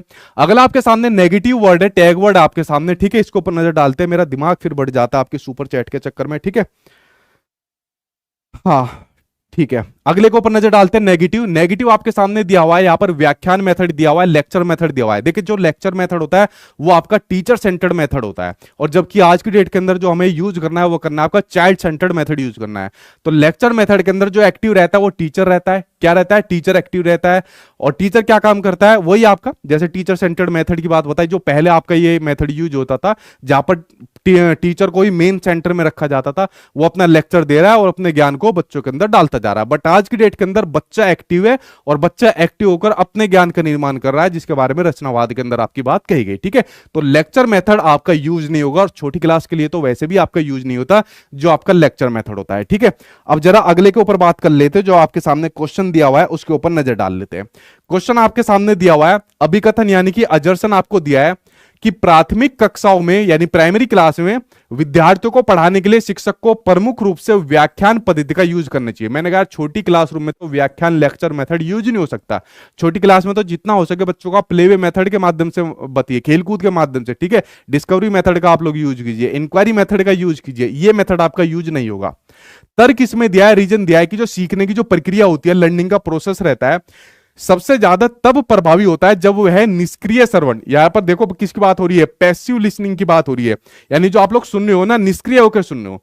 इसका कहने का मतलब है आप लोग यहां पर वीडियो तो मेरी देख रहे हो, और वीडियो की आवाज कम करके आप लोग मान लीजिए दूसरे फोन में गाना सुन रहे हो, या कमेंट बॉक्स में आपस में चैट कर रहे हो, ठीक है। इस प्रकार की बात आपके लिए कह रहा है, इसके द्वारा की जाती है। तो सीखने की प्रक्रिया सबसे ज्यादा तब प्रभावी होगी अगर आप मेरी वीडियो को देखोगे, और देखने के साथ साथ अच्छी प्रकार से सुनोगे जो मैं बातें कह रहा हूं, जो मैं बातें इसके साथ में आपको समझा रहा हूं, ठीक है। तो ये दोनों ही आपके गलत है, ठीक है। क्या है, दोनों ही गलत है, तो ए और आर दोनों गलत है। राइट आंसर आपका फोर्थ यहां पर सही हो जाएगा। चलिए बढ़ते अब आपके सामने नेक्स्ट क्वेश्चन की ओर। अगला क्वेश्चन आपके सामने ये रहा स्क्रीन पर, नेक्स्ट क्वेश्चन, ठीक है। बीपीएससी का आंसर की 2 दिन के बाद मैं कहूंगा। आज मेरी एप्लीकेशन में क्लास थी, मैंने बच्चों का फीडबैक लिया है, टीचर्स की तरफ से भी फीडबैक लिया है, उसके बाद एक कुछ सटीक आंसर की आ पाएगी। अपनी तरफ से ऐसे मैं तुक्के नहीं लगाता, ठीक है। तो 1-2 दिन और रुक जाओ, फिर एक प्रॉपर एनालिसिस मैं आपको करा दूंगा बीपीएससी वालों का। अगली आपके सामने नेगेटिव आ गया, और नेगेटिव के अंदर देखे क्या दिया हुआ है, पनिशमेंट यानी दंड, सजा, या बच्चे में किसी प्रकार का भय। अगर तुमने सही से मेरी क्लास नहीं पढ़ी ना, तुम फेल हो जाओगे, दुनिया तुम्हें कुछ नहीं पूछेगी। अगर मान लो मैंने आपसे ये वाली बात कह दी तो क्या करोगे, डर जाओगे, अरे यार ऐसे कैसे होगा, ठीक है, बताओ सर जी हाथ जोड़ रहे, क्या हमें करना पड़ेगा। ठीक उसी प्रकार से बच्चों को आपको ये डर नहीं दिखाना, बच्चों को आपको किसी प्रकार का डर इस प्रकार से नहीं दिखाना है, ठीक है। तो ये बात आपने ध्यान रखी, मुझे आज भी ध्यान है। मतलब एक हमने शरारत कर दी थी अपने कोचिंग के अंदर, तो वहां की टीचर ने कहा था कि बस तुम मुझे इस वाले सब्जेक्ट में पास होके दिखा देना, मैं मान जाऊंगा तुम्हें, ठीक है, मैं मान जाऊंगा, हाँ भी तुम भी कुछ नाम की कोई चीज हो, मैं ज्यादा नंबर लेकर आया, ठीक है। और वो सही से बोलते भी नहीं है मेरे से क्योंकि यार स्कूल लाइफ में, कॉलेज लाइफ में सब अपने ज्यादातर बदमाश टाइप ही रहते हैं, ठीक है। तो इस प्रकार से रहते, लेकिन उन्हें क्या पता था कि हम साथ के साथ पढ़ते भी थे, ठीक है। तो मैंने अपने टीचर को वापस फियर के अंदर डाल दिया, डर के अंदर डाल दिया। आज भी सही से मुझसे मिलते हैं तो आंख से आंख नहीं मिलाते, ठीक है। और हमें किसी प्रकार की पनिशमेंट नहीं देनी। अब उस टाइम पर मैं बड़ा था, अगर छोटा होता तो वही हाथों को तोड़ देते या मुर्गा बना देते। सबसे ज्यादा बेइज्जती तब होती है जब लड़कियों के सामने हाथ खड़े करवाते थे या मुर्गा, मतलब मैं तो मुर्गा बनानी है, ठीक है। तो आपको ध्यान रखना है, छोटे बच्चों को आपको किसी भी प्रकार की पनिशमेंट नहीं देनी है। अगर आपने ये कोशिश करी तो आपके ऊपर आर्टिकल 17 मैंने आपको बताया पनिशमेंट हो जाएगी, अधिकारी आपके ऊपर कार्रवाई कर दोगे। उंगली भी ऐसे नहीं दिखा सकते बच्चों को जैसे मैं दिखा रहा हूं ना तुम्हें। तो ये आपका नेगेटिव है। अब देखिए क्वेश्चन यहां पर क्या दिया हुआ है, बच्चे किस तरीके से प्रभावशाली ढंग से सीखते हैं। यहां पर बात हो रही है इफेक्टिवली कब सीखते हैं। पहला, विषय वस्तु को रटकर याद करना। देखो किसकी बात आएगी, रटने की बात आएगी, रोट मेमोराइजेशन की बात आएगी। तो रोट मेमोराइजेशन क्या होता है, आपका नेगेटिव होता है। दूसरा आपके सामने दिया हुआ है, अपने आसपास की वस्तुओं और व्यक्तियों से पारस्परिकता द्वारा, बिल्कुल ठीक बात है। जो आसपास में लोग रहते हैं उनसे जब इंटरेक्ट करके सीखेगा तो उसके द्वारा सबसे इफेक्टिव तरीके से सीखता है। तो ये आपका पॉजिटिव है। एनसीएफ 2005 का एक सिद्धांत ये भी कहता है कि बच्चों को उनके वास्तविक जीवन से कनेक्ट करके पढ़ाइए। बच्चों को अगर आप टेक्स्ट बुक दे रहे हो, जिसके बारे में राष्ट्रीय शिक्षा नीति 2020 में कहा हुआ है कि बच्चे की जो राष्ट्रीय शिक्षा नीति 2020 के अकॉर्डिंग बच्चों की जो पाठ्य पुस्तकें रहेंगी वो लोकल फ्लेवर के अकॉर्डिंग होनी चाहिए, यानी उसके अंदर जो कंटेंट होना चाहिए वो उनके लोकल चीजों से संबंधित होना चाहिए, वास्तविक जीवन से कनेक्टेड होने वाला होना चाहिए। तो ये आपका पॉजिटिव हो जाएगा। दंड के भय से, ठीक है, ये हम लोग डरते थे। हम लोग प्रभावशाली ढंग से कब सीखते थे, जब हमको डर रहता था, हमको पता रहता था कि अगर हम होमवर्क करके नहीं गए तो कल हमारे टीचर ने हमारी टांग तोड़ देनी है। तो डर की वजह से हम प्रभावशाली तरीके से सीखते थे पहले के टाइम में। लेकिन आज की डेट के अंदर आपको दंड के भय से ये नहीं करना, ये आपका नेगेटिव माना जाएगा। देखिए यहां पर एक चर्चा उठती है इसके ऊपर, ये मतलब एक मीटिंग भी हुई थी टीचर्स की तरफ से, ऑर्गेनाइजेशन के द्वारा ये मांग उठाई गई कि हम बच्चों को ठीक है पनिशमेंट नहीं दे सकते, ठीक है, आपने हमारे बिल्कुल हाथ बांध कर दिए, लेकिन हम उनको एक हल्का पनिशमेंट दे सकते हैं, ठीक है, मतलब मामूली प्रकार का पनिशमेंट दे सकते हैं। मना कर दे, नहीं चुपचाप वही बैठे रहो वरना बता दिए जाओगे। तो टीचर की इतनी औकात ही नहीं बची आज की डेट के अंदर कि बच्चों को कुछ कह सके। हाँ, अगर कोई अधिकारी नहीं है और अकेला चुप में है तो लगा सकते हो दो चार। ठीक है। अगला आपके सामने है, अध्यापिका को निष्क्रिय रूप से सुनकर, यानी यहां पर बात हो रही है पैसिव लिसनिंग की बात हो रही है। मैंने बताया पैसिव लिसनिंग क्या हो जाएगा, नेगेटिव। एक्टिव होकर आपको सुनना है। तो राइट आंसर क्या हो जाएगा, पॉजिटिव का सेकंड आंसर सही हो जाएगा। जब आपस में इंटरेक्ट करके सीखेगा लोकल चीजों से, सेकंड आंसर यहां पर आपका सही हो जाएगा। ठीक है, चलिए बढ़ते हैं आपके सामने नेक्स्ट क्वेश्चन की ओर। आप लोगों ने बताया नहीं आप लोगों ने अपने टीचर का क्या क्या नाम रखा था, ठीक है, और टीचर ने आपका क्या नाम रखा था, जरा बताओ भाई। ठीक है, ठीक है भाई, अगला क्वेश्चन देखते हैं सामने आपकी स्क्रीन पर, जो आपके पॉजिटिव नेगेटिव वर्ड का है। नेगेटिव आपके सामने लिखा हुआ है सिंपैथी यानी कि सहानुभूति, और पॉजिटिव आपके सामने लिखा हुआ है समानुभूति, ठीक है, यानी कि इंपैथी। देखिए दोनों के अंदर मीनिंग समझिए। WHO यानी वर्ल्ड हेल्थ ऑर्गेनाइजेशन द्वारा 10 प्रकार की लाइफ स्किल दी हुई है, उसमें से एक लाइफ स्किल के अंदर ये भी आपकी मानी जाती है जो मैं आपके सामने बता रहा हूं, यानी जीवन को जीने के आपके कौशल है। और खासकर यहां पर बात आ जाती है, अगर दिव्यांग बच्चों की बात आ जाती है तो आपके लिए और भी महत्वपूर्ण हो जाता है ये जो आपके टैग वर्ड है। ठीक है, और WHO ने भी लाइफ स्किल के अंदर इनको माना हुआ है। देखिए ध्यान से समझना, एक होता है सहानुभूति, एक होता है समानुभूति, सिंपैथी और एम्पैथी। सहानुभूति का मतलब होता है जब हमें किसी के प्रति दया प्रकट हम लोग करते हैं। जैसा आप लोग यहाँ पर वीडियो देख रहे हो, और वीडियो देखने के दौरान मान लीजिए आपकी जॉब नहीं लग रही, आप परेशान हो, सर जी बहुत परेशान चल रहे हैं, ठीक है, जॉब नहीं लग रही, घर वाले ताना देते हैं, तो इस प्रकार से मैं आपके लिए सहानुभूति रख रहा हूं। अगर मान लीजिए कोई दिव्यांग है, सही से चल नहीं पाता, सुन नहीं पाता, देख नहीं पाता, उसके प्रति हम सहानुभूति रखते हैं, ठीक है, क्या अरे बेचारा, ठीक है, बेचारे वाली फीलिंग आती है, अरे बेचारा सही से चल नहीं पा रहा, देख नहीं पा रहा। बट आपको ध्यान रखना, आपको किसी भी बच्चे के प्रति सहानुभूति नहीं रखनी। अब कहोगे सर आपको हमारे प्रति सहानुभूति है, नहीं, मुझे तुम्हारे प्रति सहानुभूति नहीं है, ठीक है, रुक जाओ भाई, उल्टा सीधा बोलने से पहले पूरी बात सुनो। सहानुभूति से ज्यादा मुझे आप लोगों के लिए समानुभूति है, इंपैथी है। अब कहोगे ये क्या बवाल है, ये बवाल है कि जैसे इमोशन, जैसा आप लोग फील करो सेम उसी प्रकार की फीलिंग को अगर मैं भी फील करूंगा, जो चीज आप फील कर रहे हो उसी फील को सामने वाला भी फील करता है। मान लीजिए आप किसी बात पर परेशान हैं, तो अगर मैं भी आपके लिए परेशान हूं तो मैं आपके लिए समानुभूति रख रहा हूं। आपने देखा होगा जो छोटा बच्चा होता है, छोटे बच्चे के सामने मान लीजिए 2 साल के बच्चे तक में इंपैथी की भावना आ जाती है। छोटे बच्चों के सामने अगर उसकी मम्मी रो रही है, उसके पापा परेशान है, बच्चा भी परेशान हो जाता है। ठीक उसी प्रकार से टीचर को भी अपने बच्चों के प्रति समानुभूति रखनी चाहिए। अगर बच्चा परेशान है टीचर परेशान रहेगा, बच्चा रो रहा है टीचर रोएगा। तो इस प्रकार का रिलेशन टीचर स्टूडेंट का होना चाहिए। तो टीचर के हमेशा सहानुभूति ना रखकर उनके प्रति समानुभूति रखनी है, एम्पैथी रखनी है, कि जैसी फीलिंग वो अपने अंदर ले रहे हैं, जैसी भावना से गुजर रहे हैं, उसी भावना को सामने वाला भी जब समझे तो ये आपकी समानुभूति होती है। ठीक है, अब यहां पर देखिए क्वेश्चन आपके सामने क्या दिया हुआ है। एक शिक्षक में निम्नलिखित में से कौन से गुण होने चाहिए? पहला, समानुभूति, इंपेथी का, बिल्कुल ठीक बात है, इंपेथी का यहां पर होना चाहिए। देखभाल करने का, बिल्कुल ठीक बात है, अपने बच्चे की तरह यहां पर देखभाल करनी चाहिए। ठीक है, अब मैं आपको अपने बच्चे की तरह देखभाल ऑनलाइन माध्यम से पढ़ा कर करता हूं। आपने कहा कि सर थोड़ा सा सोशल साइंस साइंस का करा दो। मैंने कहा चलो ठीक है, टीचर का टाइम में निकालता हूं सैटरडे संडे को, आपके लिए कराता हूं। तो ऑनलाइन माध्यम से जितनी आपकी देखभाल हो सकती है उतनी मैं यहां पर आपके लिए कर रहा हूं। उसके अलावा प्रामाणिकता, बिल्कुल ठीक बात है, जेन्युइन होना चाहिए। देखिए आप लोग कभी एक बात करना, चाहे आप लोग इससे पहले जो पढ़कर पास हुए, जिनको ऑलरेडी जॉब लगी हुई है पहले से भी, कभी भी आप मेरे बारे में एक चीज हमेशा सुनोगे कि वो टीचर जो है सचिन सर वो जेन्युइन है। ठीक है, अब क्या होगा सर अपने मुंह से ही तारीफ करो, हाँ भाई कर रहा हूं क्योंकि देखिए मेरा सिंपल सा एक बात है, यूट्यूब पर आने का सिंपल सा एक ही मतलब था कि अगर कोई कोई भी चीज को कर रहे हो और उसके प्रति आप जेन्युइन नहीं हो, ठीक है, फेक बन के दिखा रहे हो, तो कुछ समय के बाद आप पैसे तो कमा लोगे, नाम भी कमा लोगे, लेकिन डूब जाओगे। चाहे पैसा कम कमाइए, नाम कम कमाइए, लेकिन जेन्युइन होनी चाहिए और आप दूसरे के प्रति वफादार होने चाहिए। अगर बच्चे आपकी वीडियो देख रहे हैं, आपसे पढ़ रहे हैं, तो आपके प्रति वफादारी होनी चाहिए। तो एक टीचर का सबसे महत्वपूर्ण गुण होता है जेन्युइन हो।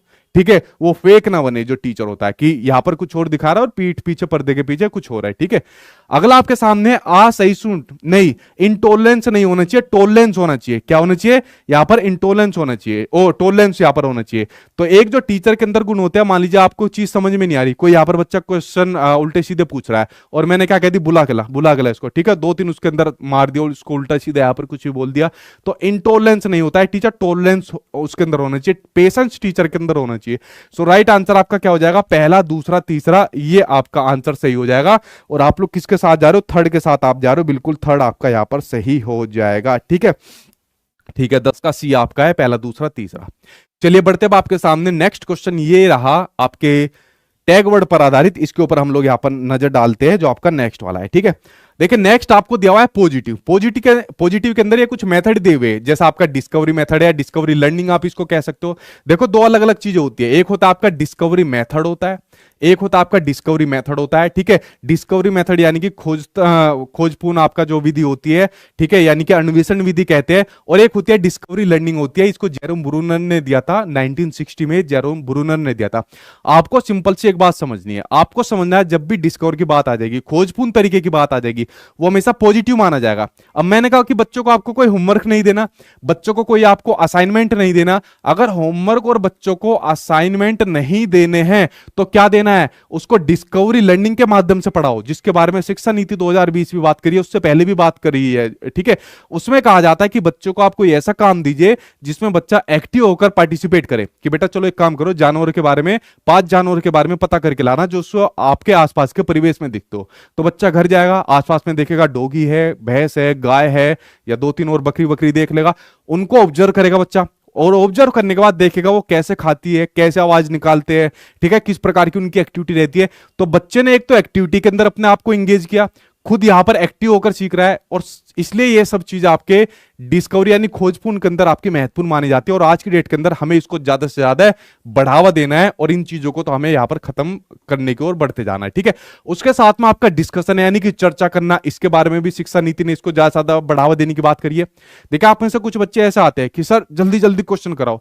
भाई जल्दी जल्दी क्वेश्चन कराओगे कुछ समझ में नहीं आएगा, ना पेडागोजी समझ में आएगी, ना पेपर निकलेगा। सबसे बढ़िया तरीका है डिस्कशन करना। अब ऑनलाइन माध्यम में सबसे बड़ी दिक्कत ये होती है हम डिस्कशन नहीं कर पाते, बट जितना भी पॉसिबल होता है हम लोग कर पाते हैं, क्योंकि डिस्कशन करने से बहुत सारी चीजें खुलती है। आप लोग आउट ऑफ द बॉक्स जाकर सोचते हो, नई नई चीजें बताते हो। बच्चा जब डिस्कस आपसे करेगा, बच्चे के भी कुछ छोटे मोटे अनुभव निकलेंगे, ठीक है, तो आप उनको क्लासरूम में लेकर आओगे उनके अनुभव को। तो इसलिए चर्चा करना बड़ा महत्वपूर्ण माना जाता है। तो ये जो आपके मेथड होते हैं ये आपके हमेशा पॉजिटिव के अंदर काउंट होते हैं। अब क्वेश्चन क्या दिया है, क्वेश्चन सामने स्क्रीन पर है। कुछ बच्चे क्वेश्चन पढ़ने के बाद सीधे उसका आंसर दे रहे हैं।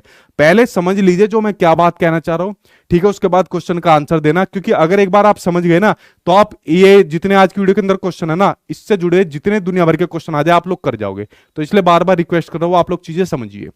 क्वेश्चन आपके सामने कि निम्नलिखित में से कौन सी प्रक्रिया सार्थक सीखने को बढ़ावा देती है? मीनिंगफुल लर्निंग को कौन सी प्रक्रिया बढ़ावा देती है? पहला, अन्वेषण और चर्चा करना, बिल्कुल ठीक बात है। डिस्कशन एंड डिस्कवरी, अभी मैंने ऊपर बताया, ये आपका बढ़ावा देती है। कंडीशनिंग बढ़ावा नहीं देती, नेगेटिव है। स्टैंडर्ड आ गया भैया आपका, मानकीकृत आ गया और लेकर आया आपके मूल्यांकन को, तू कुछ भी लेकर आ जा, सचिन सर ने बताया तेरे ऊपर कांटे ही मारना है, यानी तू नेगेटिव है। Drill and practice, drill and practice अभी मैंने आपको बताया नेगेटिव है, तो देखो 3 नेगेटिव हो गए और ये आपका पॉजिटिव है। सो राइट आंसर आपका क्या हो जाएगा? पॉजिटिव, यहां पर राइट आंसर हो जाएगा। बिल्कुल ठीक, आप लोग यहां पर जा रहे हो, ठीक है, ठीक है। चलिए भाई अगला बढ़ते हैं। सर आप क्या लिखा है? सर आप बहुत बढ़िया पढ़ा रहे हो, कोई देरी नहीं है, ठीक है। हाँ मतलब कुछ बच्चे, मतलब इतनी लाखों की संख्या में बच्चे पढ़ते हैं और इतना, मतलब इंडिया के अंदर आपको जो सबसे ज्यादा बच्चा पढ़ता हुआ मिलेगा सीटेट का, वो अपने पास ही मिलेगा। तो 1-2 बच्चा ऐसा भी आता है जिसको जल्दी जल्दी चीजें चाहिए, ठीक है। चलिए अगला देखते हैं, वरना 99% बच्चे कहते हैं कि सर डिटेल में समझाया करो, ठीक है। चलिए अगले देखते हैं पॉजिटिव और नेगेटिव वर्ड के बारे में। देखिए नेगेटिव, इससे पहले जो ऊपर क्वेश्चन गए, रोट मेमोराइजेशन की बात आ गई, ठीक है। रोट मेमोराइजेशन यानी कि रटना, याद करने, आपके नेगेटिव आते हैं, इसलिए मैं कह रहा हूं रटो मत। अगर आज की वीडियो के अंदर आपने पॉजिटिव नेगेटिव वर्ड देख लिए ना, कितने भी क्वेश्चन आपके आज तक सीटेट के एग्जाम में पूछे गए, बहुत कम टाइम में और सटीक आंसर आप लोग लगाओगे, ठीक है। इसलिए रटने की जगह आपको क्या काम करना है? रटने की जगह आपको समझना है, ये आपका पॉजिटिव है। शिक्षा नीति 2020 ने क्लियर कह दिया है, इससे पहले भी जो आपकी बात हो रही है कि हमें बच्चों को कंसेप्चुअल अंडरस्टैंडिंग की तरफ लेकर जाना है।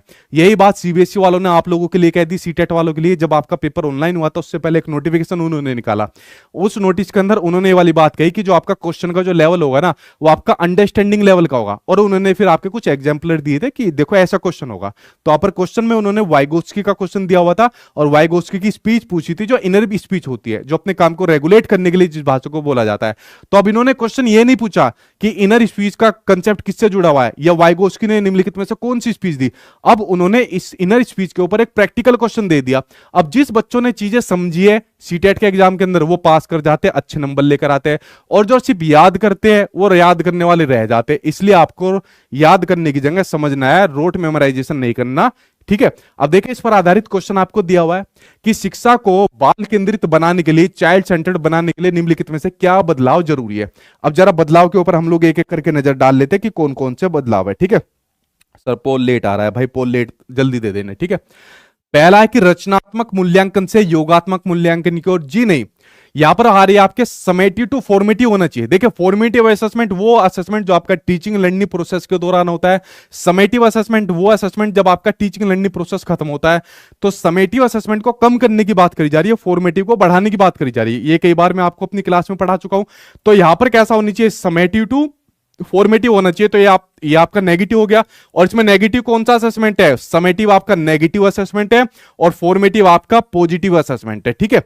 अगला है कि कंठस्थ स्मरण से क्रिया आधारित अधिगम की ओर, बिल्कुल ठीक बात है। यह बात कर रहा है कि रोट मेमोराइजेशन से, यानी जो आपका नेगेटिव होता है, तो नेगेटिव से एक्टिविटी बेस्ड लर्निंग की ओर जाना है, यानी कि आपके पॉजिटिव की ओर जाना है। पहले वाला आपका नेगेटिव टू पॉजिटिव जा रहा था और ये आपका कौन सा जा रहा है? ओ सॉरी, पॉजिटिव, मैं अभी क्या कह रहा हूं, पॉजिटिव टू नेगेटिव जा रहा था, ये आपका नेगेटिव टू पॉजिटिव जा रहा है। कि हमें नेगेटिव से पॉजिटिव की ओर जाना है, कि हमें रोट मेमोराइजेशन नहीं करनी है, हमें क्या काम करनी है? एक्टिविटी बेस्ड लर्निंग करनी है, चीजें समझनी है। सो राइट आंसर आपका सेकंड से हो जाएगा। अगला है खोज अधिगम से व्याख्यान विधि की ओर, जी नहीं, हमें लेक्चर मेथड मैंने क्या बताया था? नेगेटिव आपका, और डिस्कवरी मेथड क्या था आपका? पॉजिटिव है। तो हमें नेगेटिव से पॉजिटिव की ओर जाना है ना, ठीक है। अगला आपके सामने दिया हुआ है लचीले पाठ्यक्रम से मानकीकृत पाठ्यक्रम की ओर।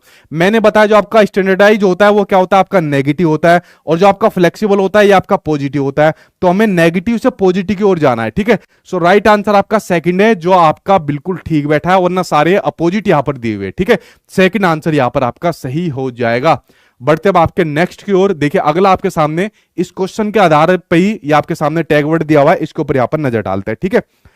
यहां पर आपके सामने नेगेटिव वर्ड है, या तो टेक्स्ट बुक सेंटर्ड हो, टीचर सेंटर्ड हो, सिलेबस सेंटर्ड हो, फलाना सेंटर्ड हो, ढिकाना सेंटर्ड हो, कुछ भी सेंटर्ड हो, ठीक है। आपको सिर्फ एक सेंटर्ड याद करना है, चाइल्ड सेंटर्ड, ठीक है, यानी कि बाल केंद्रित। आपको सेंटर में किसको मानना है? बच्चे को। सारी चीजें किसके लिए करनी है? बच्चे के लिए करनी है, ठीक है। सबसे बड़ा ताकत इस दुनिया के अंदर कौन सा? बच्चा। मतलब अगर मैं आपके एग्जाम की बात करूं, ठीक है, बच्चे से जुड़ा कोई भी ऑप्शन अगर आपको नेगेटिव लग रहा हो, ठीक है, तो उसको देखते गलत काट देना। तो आपको सारी चीजें किसके प्रति रखनी है? बच्चों को रखनी है। और सेंटर में कौन रहेगा आपका? हमेशा बच्चा रहेगा, सारी शिक्षण व्यवस्था के बीच में, ठीक है। अब क्वेश्चन इस पर आधारित क्या दिया हुआ है, देखिए क्वेश्चन दिया है, निम्नलिखित में से कौन सा प्रभावशाली और अर्थपूर्ण अधिगम में मदद करता है? बता कौन मदद करता है। देखो, मानकीकृत आ गया, इस बार पाठ्यक्रम लेकर आया अपने साथ, लेकर आ जा बेटा तो कुछ भी ठीक है। दूसरा है परीक्षा केंद्रित उपागम, मैंने कहा चाहे परीक्षा केंद्रित हो, सिलेबस केंद्रित हो, अलाना फलाना ढिकाना केंद्रित हो, कुछ भी केंद्रित हो, नेगेटिव है, हमें सिर्फ एक केंद्रित रखना है। अगला है कि अनियमित समय सारणी, यानी जो टाइम टेबल यहां पर होना चाहिए वो इनफ्लेक्सिबल की बात कर दी, जबकि मैं क्या कहता हूं, फ्लेक्सिबल आपका पॉजिटिव होता है, इनफ्लेक्सिबल आपका नेगेटिव होता है। तो ये भी आपका क्या हो जाएगा, नेगेटिव। यानी जो टाइम टेबल होना चाहिए वो आपका कैसा होना चाहिए, फ्लेक्सिबल होना चाहिए। जैसे आज हमारी क्लास थोड़ी सी लेट हो गई क्योंकि पीडीएफ के अंदर थोड़ी सी दिक्कत आ गई थी, तो उसको दोबारा से ठीक करवाने के लिए दिया। मान लीजिए कभी ऐसा भी हो जाएगा कि कोई इवेंट है जहां पर बच्चे बहुत कम मतलब आते हैं, किसी किसी कोई फेस्टिवल ऐसे होते हैं जो लोकल के अंदर होते हैं, बच्चे नहीं आते, तो जिस दिन आपकी क्लासरूम में बच्चे ज्यादा नहीं आए तो आप कोई ऐसा चैप्टर कराइए या किसी ऐसी एक्टिविटी में एंगेज करिए ताकि जब अगले दिन बच्चे आए तो उनको भी आप शुरुआत से चीजें समझा सके। ठीक है, तो टाइम टेबल आपको कैसा बनाना पड़ता है, फ्लेक्सिबल बनाना पड़ता है, लचीलापन बनाना पड़ेगा। ये नहीं कि मेरी थोड़ी गलती है, अगर त्योहार में गए तो गए, इनका ही नुकसान है, मेरा नुकसान थोड़ी है। ये वाली अप्रोच आपको माइंड के अंदर नहीं रखनी है। ठीक है, तो ये भी आपका नेगेटिव बचा। क्या पॉजिटिव, लर्नर सेंटर्ड पेडागोजी की बात हो रही है, सिर्फ बाल केंद्रित पेडागोजी की बात हो रही है। सो राइट आंसर आपका यहाँ पर फोर्थ आंसर, यानी दीदी वाला आंसर यहाँ पर आपका सही हो जाएगा। फोर्थ के साथ आप लोग जा रहे हो। ठीक है, देखिए अगले के ऊपर बात करते हैं। ये तो अभी आपके 20 अगस्त वाले एग्जाम के अंदर पूछा गया था। ठीक है, इसलिए मैंने कहा पॉजिटिव नेगेटिव वर्ड बहुत महत्वपूर्ण होते हैं आपके एग्जाम के लिए। नेगेटिव इसमें दिया हुआ है आपके सामने, डी कंटेक्चुअल दिया हुआ है, गैर संदर्भित की बात होती है। गैर संदर्भित बोल दो, असंदर्भित बोल दो, कुछ ही बोल दो। और एक सामने पॉजिटिव दिया हुआ है कंटेक्चुअल, यानी कि संदर्भित। अब इसका संदर्भित का मतलब है कि आप बच्चों को कोई भी चीज पढ़ा रहे हो उनके संदर्भ के अकॉर्डिंग पढ़ाओ। ठीक है, उनसे कनेक्ट करके पढ़ाओ, रियल लाइफ के एग्जांपल देकर उनको पढ़ाओ। ठीक है, जो आप पढ़ा रहे हो उसी से संबंधित होने चाहिए जो आपका शिक्षण है। ये नहीं कि आपने कुछ और समझा दिया उनको, ठीक है, और चैप्टर या पढ़ा कुछ और रहे हो। तो ये आपको डीकंटेक्चुअलाइजेशन नहीं करना, ये आपका नेगेटिव होता है। आपको हमेशा संदर्भित के अकॉर्डिंग चीजें करानी है, कंटेक्चुअलाइजेशन की आपको बात करनी है। ठीक है, जब भी आपका लर्निंग प्रोसेस होगा। अब यहां पर बात दिया हुआ है अधिगम, यानी जो लर्निंग होती है किस प्रकार का होना चाहिए, मीनिंगफुल एंड कंटेक्चुअलाइजेशन। मैंने कहा मीनिंगफुल क्या होता है, मीनिंगफुल आपका पॉजिटिव होता है, कंटेक्चुअलाइजेशन ये भी आपका पॉजिटिव होता है। पॉजिटिव पॉजिटिव क्या बन गए, पॉजिटिव बन गए। ठीक है, तो आंसर ये सही है आपका। देखो दूसरा है डीकंटेक्चुअलाइजेशन, ये आपका क्या है, नेगेटिव है। मीनिंगफुल लर्निंग आपका क्या है, ये आपका पॉजिटिव है। पॉजिटिव नेगेटिव क्या बन गए, नेगेटिव बन गया आपका। मीनिंगफुल लर्निंग आपका पॉजिटिव है, डीकंटेक्चुअलाइजेशन अरे घुमा के दे रहा है, मेरा टाइम बर्बाद कर रहा है। ठीक है, तो पॉजिटिव नेगेटिव नेगेटिव बन गया। अगला है कि कंटेक्चुअलाइजेशन एंड आपका मीनिंगलेस। देखो ध्यान से देखना, यहां पर मीनिंगलेस की बात कर दी, जबकि आपको जो लर्निंग होती है वो कैसे करनी होती है, मीनिंगफुल करनी होती है। लर्निंग कैसे करनी है, मीनिंगफुल, अर्थपूर्ण करनी है, आपको समझनी है चीजें। ठीक है, मीनिंगलेस आपको नहीं करनी, तो ये आपका नेगेटिव हो जाएगा। तो पॉजिटिव नेगेटिव नेगेटिव, ये आपका पहला ऐसा ऑप्शन है जिसमें दोनों भैया आपके पॉजिटिव पॉजिटिव वाले, पहला आंसर यहां पर आपका सही हो जाएगा। ठीक है, एक के साथ आप लोग जा रहे हो। ठीक, तो समझ गए आप लोग कंटेक्चुअलाइजेशन या डीकंटेक्चुअलाइजेशन की जो बात करता है। अगले आपके सामने पॉजिटिव और नेगेटिव टैग वर्ड यहां पर ये दिए हुए। पहला आपके सामने नेगेटिव है डिस्करेज, यानी कि हतोत्साहित करना। ठीक है, हतोत्साहित कैसे करना कि आप लोग मेरी वीडियो देख रहे हो, भाई तुम लोगों अगर सही से नहीं पढ़ोगे ना, ठीक है, तो तुम्हारे घर वाले तुम्हें मारेंगे, तुम्हारे घर वाले तुम्हारी उल्टी सीधी जाएंगे, शादी कर देंगे, तुम्हें ठेले की दुकान पर लगवा देंगे। ठीक है, तो इस प्रकार से मैं आपका अगर मोरल को डाउन कर दूं तो आप लोग क्या हो जाओगे, आप हतोत्साहित हो जाओगे, डिस्करेज हो जाओगे कि यार हमारा तो नाश हो गया, हमें हमारा कुछ हो ही नहीं पाएगा। तो मुझे ये चीज अप्लाई करनी चाहिए, या मैं आपको एनकरेज करूं, प्रोत्साहित करूं कि कोई बात नहीं बेटा पढ़ो आप लोग। ठीक है, अगर पढ़ोगे तो आपका एग्जाम भी पास होगा। ठीक है, आपको जॉब भी लगेगी, कोई बात नहीं। अगर कोई ताने दे रहे कोई बात नहीं, आप अगर मैं इस आपको एनकरेज कर रहा हूं, अगर आपकी पॉजिटिव चीजों के लिए एनकरेज कर रहा हूं, तो आपका ये पॉजिटिव माना जाएगा। तो आपको बच्चा या बच्चे से जुड़ी किसी भी चीज को आपको डिस्करेज यानी कि उसको हतोत्साहित नहीं करना, हमेशा उसको आपको क्या करना है, प्रोत्साहित करना है, एनकरेज करना है। ठीक है, नेगेटिव चीजों का एनकरेज मत करना। मान लीजिए अगर बच्चा क्लास में शैतानी कर रहा है, क्लास में बच्चा सिगरेट पी रहा है, कोई बात नहीं बेटा, और सिगरेट पी, उसको और ज्यादा एनकरेज कर, अच्छी चीजों को एनकरेज करना है। मैंने कहा बच्चे या बच्चे से जुड़ी किसी भी बात को, जो अच्छी बात है उसको एनकरेज करना है। ठीक है, कभी कहा और बेटा पी, एक काम कर मेरे लिए भी एक गोल्ड फ्लैग लेकर आ जाना। ठीक है, ये वाला काम मत करना। क्वेश्चन आपके सामने दिया हुआ है, अधिगम को सुसाधित करने के हेतु एक अध्यापिका को क्या करना चाहिए। पहला, विषय वस्तु यानी जो कंटेंट होता है उसको विद्यार्थियों के सामाजिक संदर्भ से अलग रखना। देखो यहां पर बात हो रही है डिस्कनेक्ट की बात हो रही है कि उनके सामाजिक संदर्भ से अलग रखना चाहिए। यार अलग रख दिया तो बच्चा फिर कैसे सीखेगा, तो ये तो आपको वैसे ही नेगेटिव हो गया। ठीक है, अगला है जो संप्रत्या मानचित्र होता है, यानी यहां पर बात हो रही है आपके कंसेप्ट मैप की बात हो रही है। देखिए जो कंसेप्ट मैप होता है, कंसेप्ट मैप होता है आपका पॉजिटिव। पॉजिटिव कैसे होता है, ये रहा आपका मैप, वो माइंड, ठीक है, ये रहा आपका माइंड, ठीक है, जैसा भी आलू जैसा जो भी आपको दिख रहा है, इस माइंड के अंदर आप लोगों ने छोटे छोटे कंसेप्ट बनाए हुए, ठीक है, छोटे छोटे आप लोगों ने कंसेप्ट बनाए हुए। कोई सीटेट से संबंधित है, जैसे भी मैंने एक एग्जांपल दिया सिगरेट का, तो कुछ लोगों के माइंड में सिगरेट की बात आ गई होगी, कुछ लोग दो चार सट्टे भी मारते होंगे या किसी को ला के भी देते होंगे, तो माइंड के अंदर वो भी आप लोगों ने कंसेप्ट बनाए हुए। उसके अलावा आपके पैसे के कंसेप्ट है, इधर उधर के सारे कंसेप्ट है, ये सभी छोटे छोटे कंसेप्ट आप लोगों ने बनाए हुए। छोटे बच्चे के माइंड में इस प्रकार के कंसेप्ट बनाने को आपको एनकरेज करना चाहिए, बढ़ावा देना चाहिए आपको, ठीक है, ताकि बच्चा अपने माइंड के अंदर और कंसेप्ट बना सके और इसमें आपस में इंटरकनेक्ट कर सके, जोड़ सके कंसेप्ट को आपको। लेकिन इसको डिस्करेज करने की बात कही हुई है, जबकि कंसेप्ट मैप को आपको बढ़ावा देना चाहिए। इसने डिस्करेज की बात कर दी तो ये आपका नेगेटिव हो जाएगा, यानी पॉजिटिव चीज को डिस्करेज की बात कर रहा है, जबकि इसको आपको एनकरेज करना चाहिए कंसेप्ट मैप को, ठीक है। अगला है विद्यार्थियों में उच्च स्तरीय प्रतिस्पर्धा, ठीक है। देखो यहां पर बात होगी कंपटीशन, तो कंपटीशन को बढ़ावा देने की बात कर दी, कंपटीशन को एनकरेज करने की बात कर दी। मैंने कहा किसी भी पॉजिटिव चीज को आपको एनकरेज करना है, नेगेटिव चीज को एनकरेज नहीं करना। बच्चों के बीच में कंपटीशन कराना है, एनकरेज नहीं करना। अभी मैंने बताया बच्चा किसी गलत आदत का शिकार होता है, एनकरेज नहीं करना, ठीक है। तो जो पॉजिटिव चीज है उसको एनकरेज करना चाहिए, जैसे यहां पर कंसेप्ट मैप था, इसको एनकरेज करना चाहिए था, ना कि कंपटीशन प्रतिस्पर्धा को आपको एनकरेज करना है। उच्च स्तरीय, अगर यहां पर चिंतन कौशल की बात आ जाती ना, उच्च स्तरीय आपके चिंतन कौशल की बात आ जाती, हायर ऑर्डर थिंकिंग स्किल की बात आ जाती, अगर इसको प्रोत्साहित करने की बात आती तो ये आपका सही हो जाता, क्योंकि बच्चे के अंदर हमें इस प्रकार के उच्च स्तर के चिंतन कौशल विकसित करनी चाहिए, ठीक है। आपके सीबीएसई के स्कूल में भी आपके यही चलते हैं। नेगेटिव इसलिए बन गया क्योंकि कंपटीशन की बात होगी, तो अब कह रहा है सर हमें कंपटीशन नहीं करना, नहीं करना, किसी से भी मत करा करो, खुद से भी मत करा करो। कुछ कहता है ना कि मेरा कंपटीशन तो खुद से ही है, अब क्या जरूरत है खुद से कंपटीशन की, चलने दो लाइफ को जैसे भी है, ठीक है। अगला है विद्यार्थियों को ज्ञान सर्जन के अवसर प्रदान करनी चाहिए। देखो यहां पर उनको अपॉर्चुनिटी देने की बात हो रही है, ठीक है। क्या देने की बात हो रही है, अपॉर्चुनिटी देने की बात हो रही है, ताकि बच्चा अपने ज्ञान को क्रिएट कर सके, नॉलेज को क्रिएट कर सके। तो यहां पर इस प्रकार की अपॉर्चुनिटी यहां पर देनी चाहिए, उसको एनकरेज करना चाहिए। सो राइट आंसर आपका फोर्थ आंसर सही हो जाएगा। किसके साथ जा रहे हो आप लोग, आप जा रहे हो दीदी के साथ जा रहे हो, ठीक है। सर नोट्स कैसे मिलेंगे, भाई नोट्स मेरी एप्लीकेशन के अंदर मिलते हैं, ठीक है। आप लोग जितने भी पूरे देश भर के अंदर, ठीक है, कहीं पर कोई प्रिंटिंग मशीन लगा कर रहा है, कोई फेसबुक पर यूट्यूब पर चैनल बना के इधर उधर से कर रहा है, वो सब फेक है। मेरा इस नाम का इस्तेमाल करते हैं, मेरा सिर्फ यही यूट्यूब चैनल है जिस पर मैं पढ़ाता हूँ, और जो मेरी एप्लीकेशन है सचिन एकेडमी ऑफिशियल एप्लीकेशन, वहीं पर नोट्स, क्लास, सब चीज, मॉक टेस्ट वगैरह, प्रीवियस ईयर क्वेश्चन वही मिलते हैं। उसके अलावा कहीं भी आपको देखने को मिलेगा, समझ जाना वो फेक है आपका, ठीक है, क्योंकि मेरे नाम से पता नहीं दुनिया भर के अंदर कितनी चीजें खोली हुई है, ठीक। अगला आपके सामने पॉजिटिव और नेगेटिव की बात करते हैं। ये पॉजिटिव और नेगेटिव वर्ड सबसे ज्यादा आपके मैथमेटिक्स के अंदर देखने को मिलता है, ठीक है, और ध्यान से देखना क्योंकि ये कभी कभी आपके वैसे भी आ जाता है, पेडागोजिकल क्वेश्चन में भी आ जाता है। ये आपके सामने कलन विधि, कौन सी विधि है, आपका एल्गोरिथम मेथड यानी कि कलन विधि, और ये आपका नेगेटिव। अब नेगेटिव क्यों होता है, नेगेटिव इसलिए होता है क्योंकि ये बच्चे की क्रिएटिविटी को खत्म करती है, यानी कि समस्या के समाधान के सिर्फ एक ही पक्ष की बात करती है कलन विधि, जिसका एग्जांपल मैं आपको कई बार देता हूं। हमें बच्चों को एडिशन बताना है, एडिशन सिखाना है, और हमने बच्चों को कहा कि बेटा 26 + 47 इनको जोड़ो, तो बच्चे ने जोड़ दिया 4 2 6, 6 और 7 13, बच्चे ने ऐसे जोड़ दिया, तो टीचर तभी आके गलत इसको काटेगा, काट लगाएगा या उसको पनिशमेंट देगा। तो ये आपको नहीं करना है। अब कहोगे सर गलत को नहीं करना, नहीं, इससे पहले मैंने आपको कहा था कि बच्चा अगर किसी प्रकार की गलती कर रहा है तो उसको करने दो, क्योंकि गलतियां खुद आपकी सीखने सिखाने की प्रक्रिया का एक महत्वपूर्ण पार्ट होती है। अगर बच्चा इस प्रकार से गलती कर रहा है तो बच्चे ने खुद ना कुछ क्रिएटिविटी करी ना, जबकि टीचर आके यहां पर इसको गलत काटा मारता है और फिर एल्गोरिथम मेथड का यूज करता है कि बेटा इधर से नहीं जोड़ते, इधर से जोड़ते हैं, फिर कैरी का एक 1 लेंगे, फिर यहां पर आपका 7 हो जाएगा, इस तरीके से। तो यहां पर बच्चे की क्रिएटिविटी को तो खत्म कर दिया टीचर ने।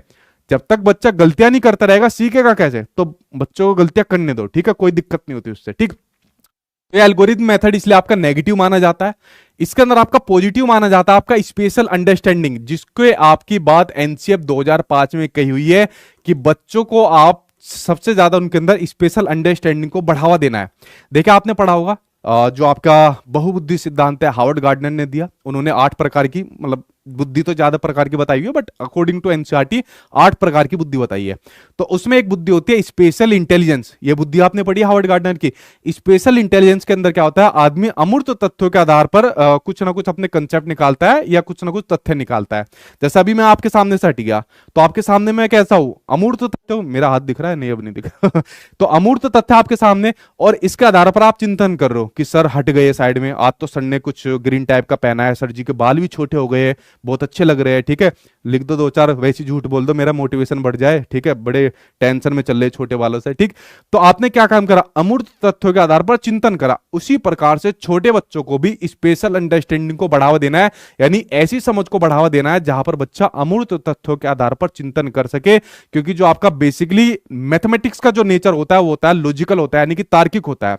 अमूर्त तथ्य इसके अंदर होते हैं आपके। अगर कोई आपसे पूछेगा बताओ 8 + 16 कितने हो गए, तो आप अमूर्त तथ्यों के आधार पर आंसर निकाल दोगे। यहां पर कॉन्क्रीट शेप में आपको नहीं दिखेगा, मूर्त अवस्था में नहीं दिखेगा, अमूर्त में दिखेगा, ठीक है। सो आपको एनसीएफ 2005 ने इसको ज्यादा ज्यादा बढ़ावा देने की बात कही है। अब क्वेश्चन यहां पर पढ़ लेते हैं, जो सामने आपकी स्क्रीन पर क्वेश्चन दिया हुआ है, इसके ऊपर नजर डाल लेते हैं, ठीक है। हम लोगों के गुरुजी तो गलत होने पर कूट देते थे, हमारे वाले भी ऐसे मारते थे। एक मैडम थी भाई, ऐसा थप्पड़ मारती थी कान से खून निकाल देती थी, ठीक है, बहुत खतरनाक मैडम थी, ठीक। ये देखते हैं क्वेश्चन सामने आपकी स्क्रीन पर आ गया, ये रहा। एनसीएफ 2005 के अनुसार प्राइमरी लेवल यानी प्राथमिक स्तर के गणित पाठ्यक्रम को डैश पर सबसे कम केंद्रित किया गया है, सबसे कम फोकस किस पे किया गया है। बात यहां पर प्राइमरी वाले बच्चों के लिए आ रही है, ठीक है। देखिए पहला है प्रासंगिक गणितीय शब्दावली के विकास पर। देखो जो मैथमेटिकल वोकैब होती है ना, गणित की जो शब्दावली होती है उनका डेवलपमेंट करना चाहिए, उनको बढ़ावा देना चाहिए, इस पर आपका पॉजिटिव होता है। दूसरा दिक स्थान संबंधी समझ, ये जो आपकी स्पेशल अंडरस्टैंडिंग होती है, इसका हिंदी में नाम है दिक स्थान समझ जो होती है, ठीक है, ये रहा आपका स्पेशल अंडरस्टैंडिंग। तो स्पेशल अंडरस्टैंडिंग को ज्यादा आपको बढ़ावा देना है, ये भी आपका पॉजिटिव है। अगला आपके सामने है कि प्रतिमानों या प्रतिरूपों की पहचान करना, यानी जो पैटर्न्स होता है, तो पैटर्न की आपको पहचान करनी है। ये आपकी एनसीईआरटी की किताब में शुरू हो जाते हैं और कई क्लास तक आपके पैटर्न चलते रहते हैं, बड़े महत्वपूर्ण होते हैं जो आपके पैटर्न होते हैं। इस पर आधारित मैथ्स के अंदर आपके क्वेश्चन आते हैं, पेडागोजी में क्वेश्चन आता है और आपके न्यूमेरिकल में क्वेश्चन आता है। जैसे मान लीजिए मैं कोई भी पैटर्न बना दूं, 2 4 6 8, अब बताओ आगे क्या आएगा, बच्चा बता देगा 10। तो मैंने एक प्रकार का पैटर्न बना दिया, ये आपके एनसीईआरटी के अंदर चैप्टर के अंदर दिया हुआ है कई क्लास के अंदर, ठीक है। तो इसकी पहचान करनी चाहिए, इसको बढ़ावा देना चाहिए, ये भी आपका क्या हो जाएगा, पॉजिटिव हो जाएगा। 3 पॉजिटिव 1 नेगेटिव कि समस्याओं को हल करने के लिए मानक कलन विधियों का उपयोग करना चाहिए। कैसा यूज करना चाहिए, एल्गोरिथम मेथड का यूज करना चाहिए। और एल्गोरिथम मेथड कलन विधि क्या होती है, नेगेटिव, तो ये आपका नेगेटिव। पॉजिटिव पॉजिटिव और ये नेगेटिव। और पूछा क्या, सबसे कम केंद्रित किस पर होना चाहिए, तो सबसे कम केंद्रित इस पर होना चाहिए, क्योंकि बच्चे की क्रिएटिविटी को खत्म करती है। राइट आंसर आपका 4th आंसर आपका सही हो जाएगा, ठीक है। सर आपकी मैरिज हो गई है, हाँ भाई मेरी मैरिज हो गई है, मेरी 10 घरवाली है, ठीक है। चलिए बात करते हैं अब आपके नेक्स्ट टैग वर्ड के ऊपर बात करते हैं। ये रहा आपके सामने नेक्स्ट वाला, ठीक है। अगले की बात करते हैं, ठीक। अगला आपके सामने पॉजिटिव है समता, ठीक है। आप लोगों ने पढ़ा होगा समानता, समानता यानी यहां पर बात होती है आपके इक्वलिटी की बात होती है, बात होती है इक्वलिटी की। और एक होता है आपका समता यानी कि इक्विटी।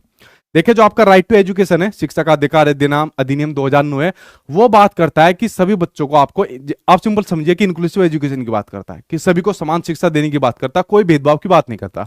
लेकिन जहां पर बच्चों को सभी को समान संसाधन दिए जाए, वो होता है आपका समानता। क्या होता है, वो होता है आपका समानता होता है, ठीक है इतने सारे क्यों हंस रहे हो ठीक है। तो ये होता है आपका समानता होता है, यानी हमें बच्चों को, जो जैसा आप लोग यहां पर पढ़ रहे हो, तो मैं यहां पर आपको समान संसाधन दे रहा हूं, सभी के लिए समान क्लास है, किसी के साथ कोई भेदभाव तो है नहीं यहां पर, ठीक है। तो सभी को समान क्लास यहां पर मिल रही है। अब यहां पर इससे भी बढ़िया होता है आपका समता। यहां पर जहां पर बच्चे की जो एबिलिटी होती है, क्षमता होती है, उस क्षमता के अकॉर्डिंग जब हम उसको संसाधन देते हैं। अब आप में से कुछ बच्चे ऐसे भी होंगे जो थोड़ा कम स्पीड से पढ़ते होंगे, जिनका आईक्यू लेवल थोड़ा कम होगा, तो उनके लिए मैं क्या कह सकता हूं कि भाई एक काम करिए, आप लोग पेड कोर्स ले सकते हो, वहां पर आपको प्रीवियस ईयर के क्वेश्चन सभी टीचर्स और मैं वहां पर आपको डिटेल में पढ़ाएंगे, एकांत में पढ़ सकते हो। तो ऐसे बच्चों के लिए मैंने क्या काम करा, अलग से संसाधन दे दिए उनकी क्षमता के अकॉर्डिंग, क्योंकि उनकी क्षमता कम थी। या किसी बच्चे को टॉप करना है कि नहीं मुझे तो टॉप करना है, पास हो गए काम नहीं चलाना, तो मैंने कहा चलो भाई ठीक है, कोर्स आप लोग ले सकते हो। तो दोनों ठीक है, लेकिन दोनों में से बेस्ट कौन माना जाएगा, बेस्ट माना जाएगा समता, इक्विटी की बात होती है, जहां पर बच्चे की क्षमता के अकॉर्डिंग उसको संसाधन देकर उनके लक्ष्यों तक तक पहुंचने में मदद करी जाए, वो अपने गोल को अचीव कर सके, वो होता है क्षमता। लेकिन हमने जहां पर बच्चों को समान संसाधन दे दिए, चाहे बच्चा गोल को अचीव करे या ना करे, उसको कोई फिक्र नहीं है, लेकिन हमने तो उसको समान संसाधन दे दिए ना, ठीक है। तो दोनों में से जो आपका बेस्ट होता है वो आपका समता होता है। ये भी ठीक होता है लेकिन बेस्ट ही होता है। अब क्वेश्चन आपके सामने दिया हुआ है कि क्लास में विविधता के अनुकूल वातावरण बनाने के लिए किस पर ध्यान केंद्रित करना चाहिए। जैसे हमारी क्लास है, विविधता है यहां पर क्लास के अंदर, तो किस पर सबसे ज्यादा ध्यान केंद्रित करना चाहिए? समरूपता, एक रूप जैसा, यूनिफॉर्मिटी की बात करता है जी नहीं। अगर मान लीजिए आप लोगों में से कोई बच्चे पढ़ाकू है, कोई बच्चे डफर है, कोई बच्चे का आईक्यू लेवल ज्यादा है, कम है, जो भी कुछ है, अगर मैं सभी को एक प्रकार से शिक्षण दूंगा ना, तो आपका इफेक्टिव नहीं माना जाएगा। समरूपता के अकॉर्डिंग नहीं देना, ये आपका नेगेटिव है, ठीक है। समानता, इक्विलिटी की बात करता है, बिल्कुल ठीक बात है, इक्विलिटी की होनी चाहिए, लेकिन इससे भी बेस्ट हो जाएगा आपका समता, ठीक है। यार ये मानक क्यों आ गया? मानक को तो देखते ये नेगेटिव। राइट आंसर क्या हो जाएगा? थर्ड आपका राइट आंसर यहां पर हो जाएगा, जो आपका थर्ड है, ठीक है। वैसा आपका जैसे समानता और समता इसके अंदर दिया हुआ है, आप लोग इनको दोनों को भी एक बारी को ले सकते हो, ठीक है, क्योंकि दोनों आपके राइट टू एजुकेशन के अंदर इनकी बात कही गई है, शिक्षा के अधिकार अधिनियम 2009 के अंदर। लेकिन अगर इसमें बेस्ट की बात करी जाए तो आपका इक्विटी होता है, लेकिन दोनों वैसे होते ही आपके ठीक है, ठीक है। चलिए बढ़ते अब आपके सामने नेक्स्ट की ओर। अगला देखिए आपको क्या कहता है, इसके ऊपर नजर डालते हैं। अगला आपके सामने पॉजिटिव दिया हुआ है, सेंसिटिव यानी कि संवेदनशील। देखिए आपकी एनसीईआरटी की जो किताबें होती है, ठीक है, आपकी जो एनसीईआरटी की किताबें होती है, खासकर आप लोगों ने ईवीएस सोशल साइंस देखा होगा, तो सबसे महत्वपूर्ण बात एनसीईआरटी फोकस करता है कि बच्चों को आपको सेंसिटिव बनाना है, संवेदनशील बनाना है। सेंसिटिव किसके प्रति बनाना है? जेंडर के प्रति, ताकि किसी प्रकार का भेदभाव ना कर सके। एनवायरमेंट के प्रति, एनवायरमेंट में मान लीजिए पेड़ पौधे हो गए, जंगली जानवर हो गए, ठीक है। बच्चों को सेंसिटिव बनाना है अपनी क्लासरूम के प्रति, अपने जो टीचर है, टीचर को बच्चे के प्रति सेंसिटिव बनाना है। तो संवेदनशील होना बच्चों को बहुत जरूरी है, ठीक है। हर चीज के बारे में संवेदनशील होना जरूरी है, सेंसिटिव होना जरूरी है, ठीक है। अब इसी पर आधारित क्वेश्चन क्या है, ये हमेशा आपका ज्यादातर पॉजिटिव रहता है। क्वेश्चन आपके सामने है कि बच्चे समय की एक विशिष्ट अवधि तक बहुत सरलता के साथ भाषा सीख लेते हैं। बिल्कुल ठीक बात है। जैसे शुरुआत में जो बच्चा चीजें सीखता है, अपनी मातृभाषा सीखता है, तो मातृभाषा किसके माध्यम से सीखता है? मातृभाषा बच्चा सीखता है अपना अनुकरण के माध्यम से, कॉपी करके सीखता है। कैसे सीखता है? अनुकरण यानी कि कॉपी करके मातृभाषा सीखता है। आपने देखा होगा आपके सीटेट के एग्जाम में कई बार ये क्वेश्चन पूछा गया है कि बच्चे की अगर मैं मातृभाषा की बात कर रहा हूं तो सबसे संवेदनशील चरण, सबसे जो सेंसिटिव जो टाइम पीरियड होता है वो कौन सा होता है? तो होता है आपका अर्ली चाइल्डहुड होता है, ठीक है। तो सबसे सेंसिटिव टाइम पीरियड किसके अंदर कहा जाता है? वो कहा जाता है आपके अर्ली चाइल्डहुड को कहा जाता है, ठीक है। अर्ली चाइल्डहुड को कहा जाता है। इसलिए मैं कहता हूं ना कि छोटे बच्चों के सामने हमेशा आदर्श भाषा बोलनी चाहिए, आदर्श व्यवहार करना चाहिए, क्योंकि बच्चा आपको क्या काम करता है? अनुकरण करता है, आपकी नकल करता है। इसलिए बड़ा सेंसिटिव टाइम पीरियड आपका अर्ली चाइल्डहुड माना जाता है, ठीक है। तो बहुत सरलता के साथ भाषा सीखते हैं क्योंकि उस अवधि में वे पर्यावरणीय प्रभावों के साथ प्रतिक्रिया करते हैं। बिल्कुल ठीक बात है। जो एनवायरनमेंट के फैक्टर है उनके साथ प्रभाव करते हैं। जैसे यहाँ पर आपकी फैमिली से भाषा सीख रहा है तो एक एनवायरनमेंट का फैक्टर है। इस अवधि को विकास की किस अवधि के रूप में जाना जाएगा? यार देखो ये तो पहले आपके सामने पॉजिटिव है, देखकर आपने बता दिया होगा, सेंसिटिव अवधि के नाम से जाना जाएगा। आपका फोर्थ आंसर यहां पर आपका सही हो जाएगा, ठीक है। ठीक है भाई, सर मैं आपकी डेली से वीडियो देखता हूँ, ठीक है भाई, लाइव डेली सेव दोनों देखा करो आप लोग, ठीक। अगला आपके सामने पॉजिटिव नेगेटिव वर्ड है। देखिए इससे पहले हमने बहुत सारे क्वेश्चन आपसे डिस्कस कर लिए, क्योंकि हम सिर्फ एक क्वेश्चन का एक आंसर नहीं दे रहे, सारे ऑप्शन को निचोड़ रहे। उससे के अंदर एक आया था आपका फॉर्मेटिव असेसमेंट, एक आया था समेटिव असेसमेंट। समेटिव असेसमेंट मैंने कहा था जब टीचिंग लर्निंग प्रोसेस खत्म हो जाता है, जैसे आपकी क्लास खत्म हो जाएगी, इसके बाद मैं आपका असेसमेंट करूंगा, बताओ भाई ये क्लास के अंदर आपके कितने नंबर आए। Summative assessment. फॉर्मेटिव असेसमेंट होता है जो आपका टीचिंग लर्निंग प्रोसेस के दौरान चलता है। जैसे अभी हमारा टीचिंग लर्निंग प्रोसेस चल रहा है, अभी मान लीजिए मैं आपका आकलन करूं कि मुझे बताओ राष्ट्रीय शिक्षा नीति 2020 ने कौन से असेसमेंट को बढ़ाने की बात करी है और कौन से को घटाने की बात करी है, बताओ जल्दी से आंसर। अब आप लोग इसका आंसर बताओगे, सही गलत जो भी बताए, लेकिन मुझे पता लग जाएगा कि आपको बात पता है या नहीं पता है। तो आपका टीचिंग लर्निंग प्रोसेस के दौरान जो चलता है फॉर्मेटिव असेसमेंट चलता है, ये आपका पॉजिटिव होता है क्योंकि इसके अंदर क्रिएटिविटी होती है, इसमें बच्चों का किसी भी प्रकार से क्लासिफिकेशन नहीं होता है, ठीक है। ये बात समझ गए। क्वेश्चन आपके सामने दिया हुआ है कि प्रभावी शिक्षक कक्षा में हमारी क्लासरूम कैसी है? इफेक्टिव है ना। और टीचर आप लोगों का कैसा है? ये इफेक्टिव है नहीं है? ठीक है, अरे गधे बोल दो। प्रभावी शिक्षक कक्षा में शिक्षण अधिगम की प्रक्रिया यानी जो टीचिंग लर्निंग प्रोसेस है उसमें अक्सर जांच करने वाले प्रश्नों का प्रयोग करता है। जैसे अभी मैंने प्रयोग करा, बताओ एनईपी 2020 ने किसको घटाने की किसको बढ़ाने की बात करी। इससे शिक्षक को किस प्रकार का मूल्यांकन करने में मदद मिलेगी? बताओ। देखो दो तो आपके मूल्यांकन मानक गया, भाड़ में, ठीक है। तो इसको उड़ा दो यहाँ पर, कोई मानक नाम का आदमी होगा, बेचारे की बहुत झंड हो जाएगी, ठीक है। अब बात है आपके फॉर्मेटिव और समेटिव बचे। अब किसकी बात यहाँ पर हो रही है, कौन सा इफेक्टिव माना जाएगा, कौन सा क्रिएटिव माना जाएगा, फॉर्मेटिव आपका माना जाएगा। ये आपका पॉजिटिव है, ये आपका नेगेटिव है, और पॉजिटिव का भाई आंसर पॉजिटिव यहाँ पर सही हो जाएगा, ठीक है। A for average, A for Apple, ठीक है, ए फॉर अंडा, ए फॉर अमरूद, ए फॉर और जितने भी सारे, ठीक है। चलो आगे देखो, पता नहीं कैसे कैसे नाम निकालते हो। अगला देखो स्क्रीन पर।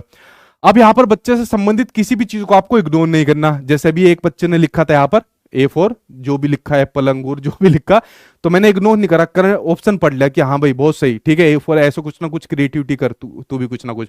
तो उसकी जगह मैंने इग्नोर नहीं करा उसको। अगर इग्नोर कर दिया तो आपका नेगेटिव है। और मैंने क्या कहा, अपॉर्चुनिटी दी बच्चे को कि बता ए फॉर एप्पल और क्या क्या होगा। मैंने भी दो चार बता दिए, एप्पल, अंडा, अमरूद, ठीक है, और क्या क्या हो सकता है आप लोग बताइए। इन्होंने कहा था ए फॉर एवरेज, ठीक है। तो अब आपको इग्नोर नहीं करना बच्चे से जुड़ी किसी भी चीज को, हमेशा उसको अपॉर्चुनिटी यानी अवसर देने, और अवसर भी उसको हमेशा ध्यान रखना, जो पॉजिटिव चीज होगी उसमें अवसर उसको देना है, ठीक है। क्वेश्चन सामने स्क्रीन पर है, ये रहा अभिकथन और अजर्सन के नाम से। एक टीचर द्वारा छोटे बच्चों को उनके परिवेश संबंधित अनुभवों की अनदेखी करनी चाहिए, ठीक है। मान लीजिए जो उनका परिवेश है उसकी अनदेखी कर दे। मान लीजिए छोटा बच्चा ग्रामीण क्षेत्र से आ रहा है जहां पर भैंस होती है, गाय बकरी होती है, हम उससे जानवरों के बारे में पूछ रहे हैं, तो बच्चा वही तो जानवर बचाएगा जो उसके रियल लाइफ के अंदर होते हो, वास्तविक जीवन के अंदर होते हो। हम कहेंगे नहीं नहीं ये गाय भैंस बकरी मत बता, कुछ और जानवर बता, ठीक है, बता एक सिंग वाला गैंडा बता, या कुछ और ऐसे जानवर पूछ रहे जिनके बारे में बच्चा जानता ही नहीं है। आपको बच्चे या बच्चे से जुड़ी किसी भी चीज को क्या नहीं करना, अनदेखा नहीं करना, ना उसके परिवेश को, ना बच्चे से जुड़ी किसी भी चीज को, ठीक है। अब इसमें तर्क ये दिया है, ये तो गलत हो गया कि स्कूल में अधिगम जो होता है विद्यार्थियों के सामाजिक सांस्कृतिक संदर्भ से अलग करके होना चाहिए। जी नहीं, अलग करके नहीं होनी चाहिए, उनकी वास्तविक जीवन से कनेक्ट करके होना चाहिए। आंसर आपका फोर्थ हो जाएगा, क्योंकि दोनों ही भाई साहब आपके क्या है, दोनों ही भाई साहब आपके गलत है, ठीक है। चलिए बढ़ जाते हैं अब आपके नेक्स्ट की ओर, हम लोग यहां पर बढ़ते हैं, ठीक है। चलिए, हाँ भाई दीदी है, फोर्थ आंसर आपने लगाया, डील आपने लगाया, बिल्कुल ठीक लगाया। अगला आपके सामने पॉजिटिव है, कंस्ट्रक्टिविस्ट की बात हो रही है, रचनावाद की बात हो रही है, संरचनावाद की यहाँ पर बात हो रही है, जिसके ऊपर आज की डेट के अंदर सारी बातें चल रही है, जहां पर बच्चा अपने ज्ञान को क्या काम करता है, खुद कंस्ट्रक्ट करता है, अपने ज्ञान का खुद निर्माण करता है। और कैसे करता है, एक्टिव होकर करता है, सक्रिय होकर करता है, ठीक है। ये आपका क्या होता है, कंस्ट्रक्टिविज्म यानी कि रचनावाद होता है, जिसके बारे में आपके प्याजी वाइगोत्स्की वगैरह बात करते रहते हैं, ठीक है। तो रचनावाद आपका बड़ा महत्वपूर्ण है, जिसके अंदर आपको सबसे महत्वपूर्ण बच्चों को मानना है। किसको मानना है, बच्चों को मानना है। अब देखें रचनावाद पर आधारित कैसे क्वेश्चन आएंगे। अगर ऑप्शन के अंदर ये आ गया तो आग बंद करके लगा देना, हमेशा आपका ठीक होगा। ना कोई यहां पर व्यवहारवाद वगैरह आपको ज्यादा देता है सीटेट के एग्जाम में, गलत। ऑप्शन के अंदर जहां पर भी दिखे आंसर लगा देना, ठीक है, बाकी मैं संभाल लूंगा। अब देखिए क्वेश्चन क्या दिया हुआ है। अजर्सन आपको दिया है कि स्कूल्स को नवीन ज्ञान के सृजन की ओर यानी नए ज्ञान के क्रिएशन की ओर लक्षित पाठ्यचर्या पर बल देना चाहिए। यानी कैसी पाठ्यचर्या पर बल देना चाहिए, अगर उनको कंस्ट्रक्ट करनी है नई नॉलेज को तो उनको करिकुलम पर बल देना चाहिए। अब इसमें तर्क इन्होंने दिया है कि बच्चों में अध्यापक के सहयोग से नवीन ज्ञान के सर्जन और उसकी व्याख्या करने की क्षमता होती है। बिल्कुल ठीक बात है। हमें बच्चों को क्या काम करना है, कंस्ट्रक्ट करना है बच्चे की नॉलेज को। तो टीचर क्या रोल निभाता है, टीचर रोल निभाता है एक फैसिलिटेटर का रोल निभाता है, उनको सुविधा देने वाला होता है। सुविधा देकर फिर बच्चा क्या काम करता है, अपने ज्ञान का निर्माण खुद उसको करता है, ठीक है। तो ये आपका क्या हो जाएगा, सही हो जाएगा यहाँ पर, ठीक है। आप लोग किसके साथ जा रहे हो, आप लोग यहाँ पर ए के साथ जा रहे हो। ए फॉर एप्पल, ए और आर दोनों सही है और आर ए की सही व्याख्या करता है, ठीक है। चलिए भाई बढ़ते हैं आपके सामने। आप लोग समझ गए क्या होता है, अच्छा जा ठीक है। अब फिर पोल, पोल कैसे मिलेंगे इनके, नहीं नहीं रहने दे, अभी रहने दे, चलने दे, अभी इसको बाद में देखिए उसे। अगला देखते हैं पॉजिटिव, और देखते हैं भाई इसको, सौरभ को शादी में जाना है, ठीक है। ये नीचे नीचे जा रहा था कि मैं कपड़े बदल कर ला रहा हूँ, फिर आपके पोल छूट जाते सही गलत के, ठीक है। देखो अपनी शादी को कुर्बान कर रहा है, बताओ जल्दी से अब, ठीक। पॉजिटिव देखते हैं, वास्तविक या रियल लाइफ या डेली लाइफ से कनेक्ट करके अगर आपको बच्चों को जोड़कर पढ़ाना है, सबसे इफेक्टिव माना जाता है, जिसके बारे में आप लोगों ने एनसीएफ 2005 में पढ़ा होगा, ठीक है। जो भी चीज आप बच्चों को करा रहे हो, पढ़ा रहे हो, उनके वास्तविक जीवन से कनेक्ट करके आप लोग उसको कराइए, ठीक है। ये बात आप लोग यहां पर समझ गए, मम्मी से मंगा ले, मम्मी लेकर आ जाएगी, ठीक है। अब देखिए यहां पर क्वेश्चन आपके सामने क्या दिया हुआ है, ठीक, आप लोग समझ गए, जिसके बारे में आपकी चाहे एनसीएफ हो, आपकी शिक्षा नीति 2020 हो, सभी इससे पहले भी जो शिक्षा नीति है उससे पहले भी सभी के अंदर ये वाली बात कही है कि जो बच्चे होते हैं उनको वास्तविक जीवन से कनेक्ट करके पढ़ाइए। क्वेश्चन आपके सामने दे दिया, एक संरचनावादी क्लासरूम, कैसी क्लासरूम, एक कंस्ट्रक्टिविस्ट क्लासरूम, ठीक है, आपकी बढ़िया क्लास मानी जाती है। तो एक संरचनावादी क्लासरूम में अधिगम यानी लर्निंग को किस प्रकार से देखा जाना चाहिए? पहला, केवल ज्ञान का रिप्रोडक्शन करने के लिए, पहले तो केवल ही आ गया, केवल ज्यादातर नेगेटिव है, सीबीएसई वालों की पता नहीं मेरे से क्या दुश्मनी रहती है, जो भी मैं कुछ नई चीज क्रिएट करता हूं या जैसे वो नई चीज लाते तो मैं उसको तोड़ लेकर आ जाता हूं, तो हर बार मेरी कुछ ना कुछ चीजें तोड़ ही देते हैं वो, ठीक है।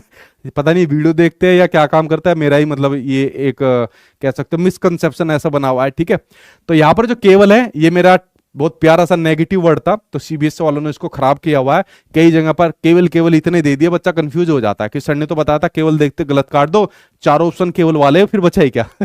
अभी आपको बताऊंगा केवल की स्टोरी।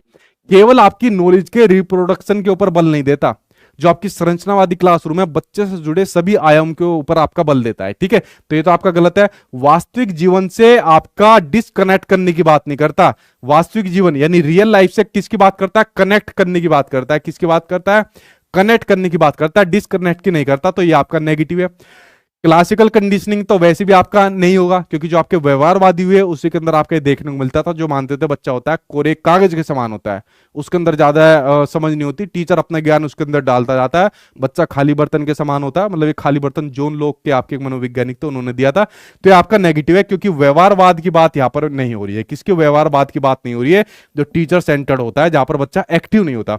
यहां पर बात हो रही है आपके कंस्ट्रक्टिविस्ट की बात हो रही है, जहां पर बच्चा खुद एक्टिव होकर ज्ञान का निर्माण करता है। राइट आंसर क्या बच्चा? पॉजिटिव। वातावरण से सक्रिय पारस्परिकता का परिणाम होता है कौन सा? आपका संरचनावादी क्लासरूम, जहां पर बच्चा एक्टिव होकर इंटरेक्शन करता है एनवायरमेंट से और अपने ज्ञान का खुद निर्माण करता है। तो पॉजिटिव का भाई आंसर आपका पॉजिटिव, ये यहां पर आपका सही हो जाएगा, ठीक है। ठीक है, ठीक है।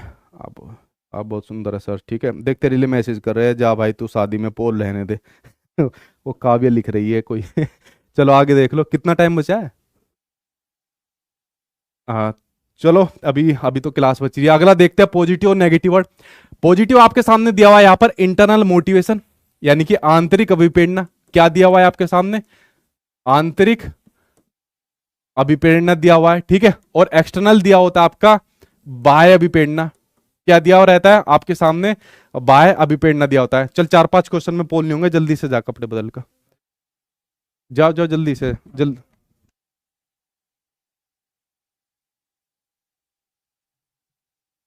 ठीक है, तो यहां पर होता है इंटरनल मोटिवेशन और एक्सटर्नल मोटिवेशन, ठीक है। अब देखिए, जो इंटरनल मोटिवेशन होता है वो होता है आपका पॉजिटिव, और जो एक्सटर्नल मोटिवेशन होता है ये आपका होता है नेगेटिव। वो कैसे होता है जरा इनके ऊपर नजर डालना, 2-3 क्वेश्चन के लिए पोल नहीं आएगा, सीधा आंसर देना, ठीक है।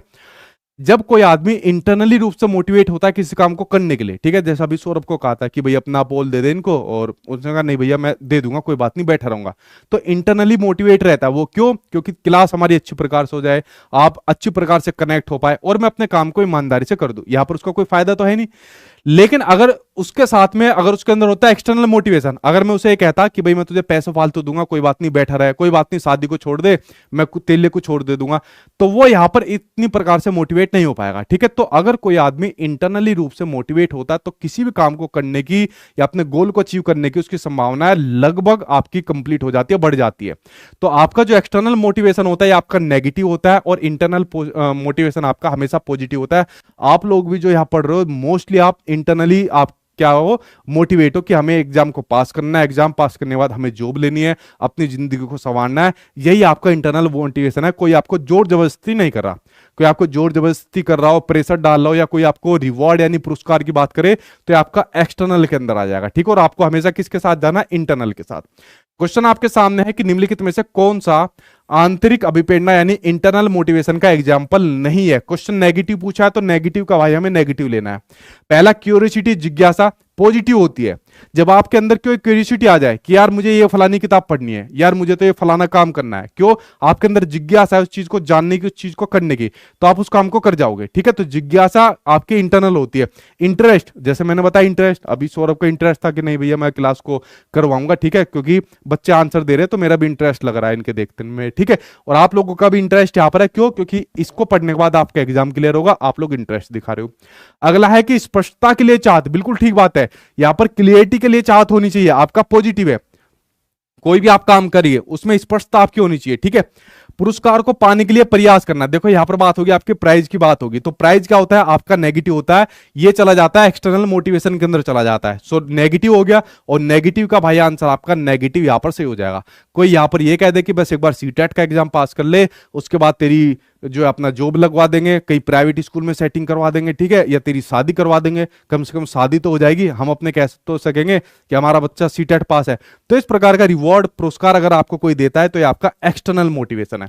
तो आप सीटेट तो पास कर दोगे लेकिन इसके बाद गवर्नमेंट जॉब नहीं ले पाओगे, लेकिन इंटरनली रूप से मोटिवेटेड रहोगे तो आप सब चीज कर सकते हो, ठीक है। ये आपका नेगेटिव था, नेगेटिव का भाई आंसर यही नेगेटिव ठीक हो जाएगा, ठीक है। अगले की ओर बढ़ते हैं, अगला देखते हैं आपके सामने स्क्रीन पर नेगेटिव आ गए। अब ये जो नेगेटिव वर्ड आपके सामने दिए हुए, देखो जब भी आपके सामने रोजगार देने की बात हो, व्यवसायिक शिक्षा देने की बात हो, उच्च ग्रेड शिक्षा की बात हो, ग्रेड की बात हो, चाहे आपके सामने नंबर देने की बात हो, ये सभी आपके नेगेटिव वर्ड आते हैं। अब क्या होगा सर रोजगार तो अच्छी बात होता है ना, भाई आप लोग रोजगार के लिए पढ़ रहे हो क्या होगा, और क्या और क्या वैसे पढ़ना है हम, आप लोग ही तो रोजगार के लिए पढ़ रहे हो। लेकिन बच्चों को आपको रोजगार के लिए प्रेरित नहीं करना है, बच्चों को आपको समझाना है, बच्चों को आपको मोटिवेट करना है, ताकि कोई भी सब्जेक्ट कोई भी चीज पढ़ रहा है तो उसको समझ सके, एक्टिव हो सके उस चीज के अंदर। रोजगार के लिए नहीं पढ़ाना, वरना रोजगार के लिए तो शिक्षा नीति 2020 में जैसे आप बच्चा माध्यमिक के अंदर जाएगा तो व्यवसायिक कोर्स की यहां पर शुरुआत की गई है, ठीक है। तो रोजगार के माध्यम से अगर उसको लेना है तो उन कोर्स के अंदर अपने आप को एंगेज कर सकता है, बट वहां भी तो बच्चों को जुड़ना पड़ेगा ना एक्टिव होकर। तो बच्चों को आपको रोजगार के लिए, व्यवसायिक शिक्षा के लिए, नंबर के लिए या ग्रेड के लिए पढ़ाई नहीं देनी उसको, आपको समझिए। आज की डेट के अंदर बच्चे के अंदर आपको स्किल मजबूत करनी है। अगर बच्चे के अंदर कोई स्किल आती है ना, देखो एक छोटी सी बात बताता हूं, ध्यान से सुनना। कभी एक बात देखना, आप लोग मेहनत कर रहे हो, आपसे पहले बहुत बच्चों ने मेहनत करी, हम लोगों ने भी मेहनत करी, गवर्नमेंट जॉब ले ली, ठीक है। गवर्नमेंट जॉब लेने के बाद कितनी सैलरी मिलती है, 60-70, मैं कहता हूं कुछ समय बाद 1 लाख हो जाएगी, 1 लाख मिलती है। लेकिन अगर मान लीजिए किसी के पास कोई स्किल है, मान लीजिए कोई यूट्यूब पर पढ़ाना जानता है, या यूट्यूब पर कोई अपनी क्रिएटिविटी को जानता है, ठीक है, कुछ ना करे, गाड़ियों के बारे में बता दे, यूट्यूब पर पढ़ाना शुरू कर दे, और उसको कम्युनिकेशन करने की स्किल अगर उसकी बढ़िया रहती है, तो गवर्नमेंट सैलरी कितनी होगी, लाख भर की होगी, उससे कई गुना वो यूट्यूब से मतलब अपने इस माध्यम से कमा सकता है, गाड़ियों के बारे में बता के कमा सकता है। कुछ भी ना हो तो व्लॉग बना लो, डेली के अपने बारे में व्लॉग बनाओ, सुबह उठते हो अपना चेहरा देखो, अरे ये भूत सा चेहरा मेरा, देखो फ्रेंड्स मेरा चेहरा है। तो आज की डेट के अंदर जो फोकस किया जा रहा है वो स्किल के ऊपर किया जा रहा है। आप भी ध्यान रखना, अगर आपके अंदर कोई स्किल है तो इसको बढ़ाइए, आपके बच्चे के अंदर कोई स्किल है इसको बढ़ाइए, इसका कभी भी दमन मत करिए, और इन चीज के पीछे ना तो खुद भागिए और ना ही अपने बच्चों को आपको भागने देना है। अब क्वेश्चन आपके सामने इसी से जुड़ा हुआ है कि एनसीएफ 2005 के अनुसार गणित के शिक्षण का उच्च लक्ष्य क्या होगा। अब यहां पर एनसीएफ 2005 के अनुसार गणित के शिक्षण का उच्च लक्ष्य आपको पूछा है। अब जरा उच्च लक्ष्य के ऊपर बात कर लेते हैं, ठीक है। सी बहुत दे रहे हो, पहले सी लगाते हैं, शुरुआत से ही करते हैं। शिक्षार्थियों को तकनीकी व्यवसाय के लिए तैयार करना, मैंने क्या बताया, व्यवसाय के लिए उसको तैयार नहीं करना। शिक्षार्थियों को समाज में एक सफल जीवन जीने के लिए सामाजिक व नैतिक मूल्यों को अपनाने में मदद करना, एक सफल जीवन जीने के लिए यह अपनाने के लिए उसको नहीं करना। शिक्षार्थियों को विवेचन एवं तर्क संगत चिंतन कौशल के विकास में मदद करना। किसकी बात हो रही है, रीजनिंग की बात हो रही है, और क्रिटिकल थिंकिंग की ऊपर मैंने बताया पॉजिटिव होता है, तो यह आंसर आपका पॉजिटिव हो गया। बच्चों में रोजगार से संबंधित जीवन कौशल का विकास नहीं करना, नेगेटिव है। ये सभी आपके नेगेटिव है। क्रिटिकल थिंकिंग को बढ़ावा देने की बात हो रही है, तो आपने बिल्कुल ठीक बताया, थर्ड आंसर यहां पर आपका सही हो जाएगा, ठीक है। अगला पॉजिटिव वर्ड, बड़ा महत्वपूर्ण पॉजिटिव वर्ड, जो आपकी पहले की शिक्षा नीति है 1968 वाली जो शिक्षा नीति है वही से चलता आ रहा है, ठीक है। देखिए एक मैंने आपको बताया था लॉर्ड मैकाले हुए 4 साल के लिए भाई साहब इंडिया के अंदर आए, जो लॉर्ड मैकाले थे, ठीक है। और उन्होंने पूरा फोकस किसके ऊपर करा था, लॉर्ड मैकाले ने पूरा फोकस जो करा था वो करा था आपके इंग्लिश के ऊपर पूरा फोकस करा था। ये बात मैं आपको कई बार बता चुका हूं। आप एक तरीके से कह सकते हो कि शिक्षा का एक तरीके से भारत के अंदर जनक भी इनको माना जाता है, बहुत बड़ा योगदान था शिक्षा के अंदर। लेकिन सबसे ज्यादा जो मतलब ये ध्यान दिया इन्होंने इंग्लिश के ऊपर दिया। आपने देखा होगा आज भी कोर्ट की जो लैंग्वेज होती है वो इंग्लिश के अंदर होती है, ठीक है। तो वकील भी इंग्लिश में बहस करता है, जो आपके जज है वो जजमेंट भी इंग्लिश के अंदर जजमेंट देते हैं, ठीक है। इंग्लिश को पहले इन्होंने एक ऑफिशियल लैंग्वेज की तरह यूज करने के ऊपर पूरा अपना ध्यान दिया, जो भी ये 4 साल भारत के अंदर है। आपके सीटेट के एग्जाम में कई बार क्वेश्चन आता है कि जो इंग्लिश होती है को ऑफिशियल लैंग्वेज है, यानी शहर राज्य की भाषा है, ये कई बार सीटेट के एग्जाम में क्वेश्चन आया। और हिंदी को कैसी भाषा होती है, हिंदी आपकी राज्य की भाषा होती है, ठीक है। ये बात समझ के, राष्ट्रीय भाषा नहीं होती, राज्य की भाषा होती है। तो यहां पर बात हो रही है, जैसे लॉर्ड मैकाले की बात हो रही है, तो 1968 के अंदर जो पहली शिक्षा नीति आई थी, और इससे पहले जो शिक्षा आयोग गठित हुआ था, ठीक है, जिसको आप लोग 64 से 66 के लिए आप लोग जानते हो, तो उसके अंदर सबसे महत्वपूर्ण माना गया बच्चे की मातृभाषा को, यानी कि मदर टंग को माना गया। कि बच्चे की जो भी मदर टंग है, जैसे मेरी मदर टंग हिंदी है, तो बच्चे की जो भी मदर टंग है, हिंदी हो, तमिल हो, तेलुगु हो, संस्कृत हो, या संस्कृत हो, मराठी हो, ठीक है, कुछ भी एक्स वाई जेड, उसको आपको हमेशा इंपोर्टेंट मानना है, उसको हमेशा पॉजिटिव मानना है, और उसमें ज्यादा से ज्यादा अवसर बच्चों को आपको यहां पर देने हैं। ठीक है, अब इसी से जुड़ा हुआ क्वेश्चन सामने आपकी स्क्रीन पर है। अजरसन आपको दिया है कि शिक्षा नीति 2020 के अनुसार 5वीं तक के सभी बच्चों को उनकी मातृभाषा यानी मदर टंग में शिक्षा दी जानी चाहिए। 5वीं क्लास नहीं बल्कि 8 क्लास तक की बात की है। कौन सी क्लास तक? 8 क्लास तक की बात कही है कि बच्चों को जो आपको शिक्षण देना है वो आपका 8 क्लास तक उनकी मातृभाषा में होना चाहिए। इतना महत्वपूर्ण माना है कौन सी शिक्षा नीति ने? 1920 वाली ने, जबकि आपकी 68 से इस वाली की बात हो रही है। कोई चीज नहीं है, इतनी महत्वपूर्ण होती है जो बच्चे की मातृभाषा होती है। तो ये बिल्कुल ठीक है भाई आपका। कारण इसमें दिया है कि छोटे बच्चे अपनी मातृभाषा मदर टंग में सार्थक अवधारणा को अधिक तेजी से सीखते समझते हैं। बिल्कुल ठीक बात है। छोटे बच्चे क्या, जो बड़े बच्चे होते हैं, ठीक है, अभी मैं आपको पढ़ा रहा हूं सारी चीजें, मान लीजिए आप लोग की मातृभाषा हिंदी है और मैं यहां पर इंग्लिश में बोलना शुरू कर दूं, तो आप लोग क्या कहेंगे? चल बाढ़ में जा, ठीक है, आ गया अंग्रेज, इंग्लिश में पढ़ाता जा रहा है, अरे हिंदी में पढ़ा हमें कुछ। ठीक है, बहुत से बच्चे कहते हैं सर हिंदी में पढ़ाओ, हिंदी में ज्यादा पढ़ाते हो, सर इंग्लिश में पढ़ाओ। अरे भाई मैं बाइलिंगुअल पढ़ाता हूं इस वजह से। ठीक है, तो यह आपका क्या हो जाएगा? ये आपका कारण इसमें बिल्कुल ठीक दिया है, तो आपके दोनों ठीक हो जाएंगे। इसकी सही व्याख्या करता है। फर्स्ट आंसर यहां पर आपका सही हो जाएगा। आप लोग किसके साथ जा रहे हो? ए और आर दोनों सही है। ठीक है, यार की सही व्याख्या है। यार की या आर की? अरे यार देखो, एक नंबर से कितना बदल गया। आर को एक ने लिख दिया, यार की सही व्याख्या है। ठीक है, एक शब्द से खेल खत्म हो जाएगा। ठीक है, अगला देखो आपके सामने, जिस प्रकार से आपकी मदर टंग यानी कि मातृभाषा इंपोर्टेंट होती है, उसी प्रकार की बात आपके पहले की शिक्षा नीतियों ने, पहले के जो आपके करिकुलम आए उन्होंने मानी है। बहुभाषिकता यानी कि मल्टीलिंगुअलिज्म की बात कही है। इसको बड़ा पॉजिटिव माना है कि एक ऐसी क्लासरूम जहां पर आपके अलग अलग भाषाओं वाले बच्चे होते हैं। जैसे आप लोग अलग अलग भाषाएं वाले हो, कोई हिंदी वाला है, कोई साउथ की तरफ का बच्चा है, कोई नॉर्थ ईस्ट की तरफ का बच्चा है, अलग अलग भाषाएं सब की है आपकी। ठीक है, तो यहां पर जो अलग अलग भाषाएं वाले जो बच्चे होते हैं, इसको भी आपको बड़ा महत्वपूर्ण मानना है, क्योंकि जितनी भी अलग अलग भाषा वाले बच्चे होते हैं आपस में इंटरेक्ट करके एक दूसरे से अपनी भाषा को ग्रहण करते हैं, तो ये बड़ी महत्वपूर्ण मानी जाती है। ठीक है, तो आपको समझना है जहां पर भी बहुभाषिकता की बात आ जाए इसको महत्वपूर्ण मानना है। और इसी पर आधारित क्वेश्चन आपका क्या दिया हुआ है? ये लैंग्वेज में क्वेश्चन है, जो भी आपने लैंग्वेज ली होगी उसका हिंदी वर्जन है। कौन सा उपागम, कौन सा अप्रोच शिक्षक को कक्षा कक्ष में अन्य भाषाओं की सराहना करने और अवधारणाओं को समझने हेतु शिक्षार्थियों के लिए एक सेतु यानी एक ब्रिज उपलब्ध कराता है, तथा उनकी जो घर की भाषा है, घर की भाषा कौन सी है? मातृभाषा, और विद्यालय की जो अनुदेशन की भाषा है, अब विद्यालय के अनुदेशन की टारगेट लैंग्वेज कुछ भी हो सकती है, हिंदी हो सकती है, इंग्लिश हो सकती है, या कोई और साउथ लैंग्वेज हो सकती है, उसके बीच एक निकटीय सूत्र का विकास करता है। तो ये क्या है? आपका त्रिभाषा सूत्र है, 3 लैंग्वेज फॉर्मूला है, जहां पर हमें स्कूल के अंदर बच्चों को 3 भाषाएं पढ़ानी है। पहली भाषा मातृभाषा, मातृभाषा मान लीजिए हिंदी होगी, दूसरी इंग्लिश होगी, और तीसरी मॉडर्न लैंग्वेज होगी। ये आपका नहीं है, ये बात हो रही है आपके बहुभाषिकता उपागम की बात हो रही है। सेकंड आंसर यहां पर आपका सही हो जाएगा। ठीक है, ठीक है, चलिए बढ़ते आपके नेक्स्ट की ओर। आगे कपड़े पहन के ये लाया था नए कपड़े, ठीक है, दिखा देने का अपनी ड्रेस। ठीक है, नए कपड़े पहन कर आए। अब कहोगे सर हमें तो दिखता नहीं, नीचे से जाता है कैमरे के नीचे से। देखो अगला अगला पॉजिटिव आपके सामने। कमेंट लिखो, अब आपके सामने पोल आने शुरू हो जाएंगे। देखो पोल आगे, कमेंट लिखो कि सौरभ भाई नए कपड़े दिखा दो। देखो अब आपके सामने अगला पॉजिटिव है प्रोग्रेसिव यानी कि प्रगतिशील। किसकी बात हो रही है? आपके प्रगतिशील की बात हो रही है, जिसके आपके बहुत बड़े समर्थक जॉन डीवी माने जाते हैं। ठीक है, प्रोग्रेसिव एजुकेशन के अंदर इनको सबसे बड़ा समर्थक माना जाता है। तो प्रोग्रेसिव को आपको बड़ा महत्वपूर्ण माना है, क्योंकि देखिए मैंने इससे पहले एक आपके सामने आया था एंटाइटी व्यू। आपको एक व्यू नहीं समझना, एक एस्पेक्ट के माध्यम से चीजें नहीं समझने, प्रोग्रेसिव तरीके से समझना है। कि अगर आपको कोई चीज समझ में नहीं आ रही, दूसरे तरीके से समझ। कितना तेज परफ्यूम लगाया, नाक में चढ़ रहा है तो हल्का लगाया, नीचे लगा लेता जाके।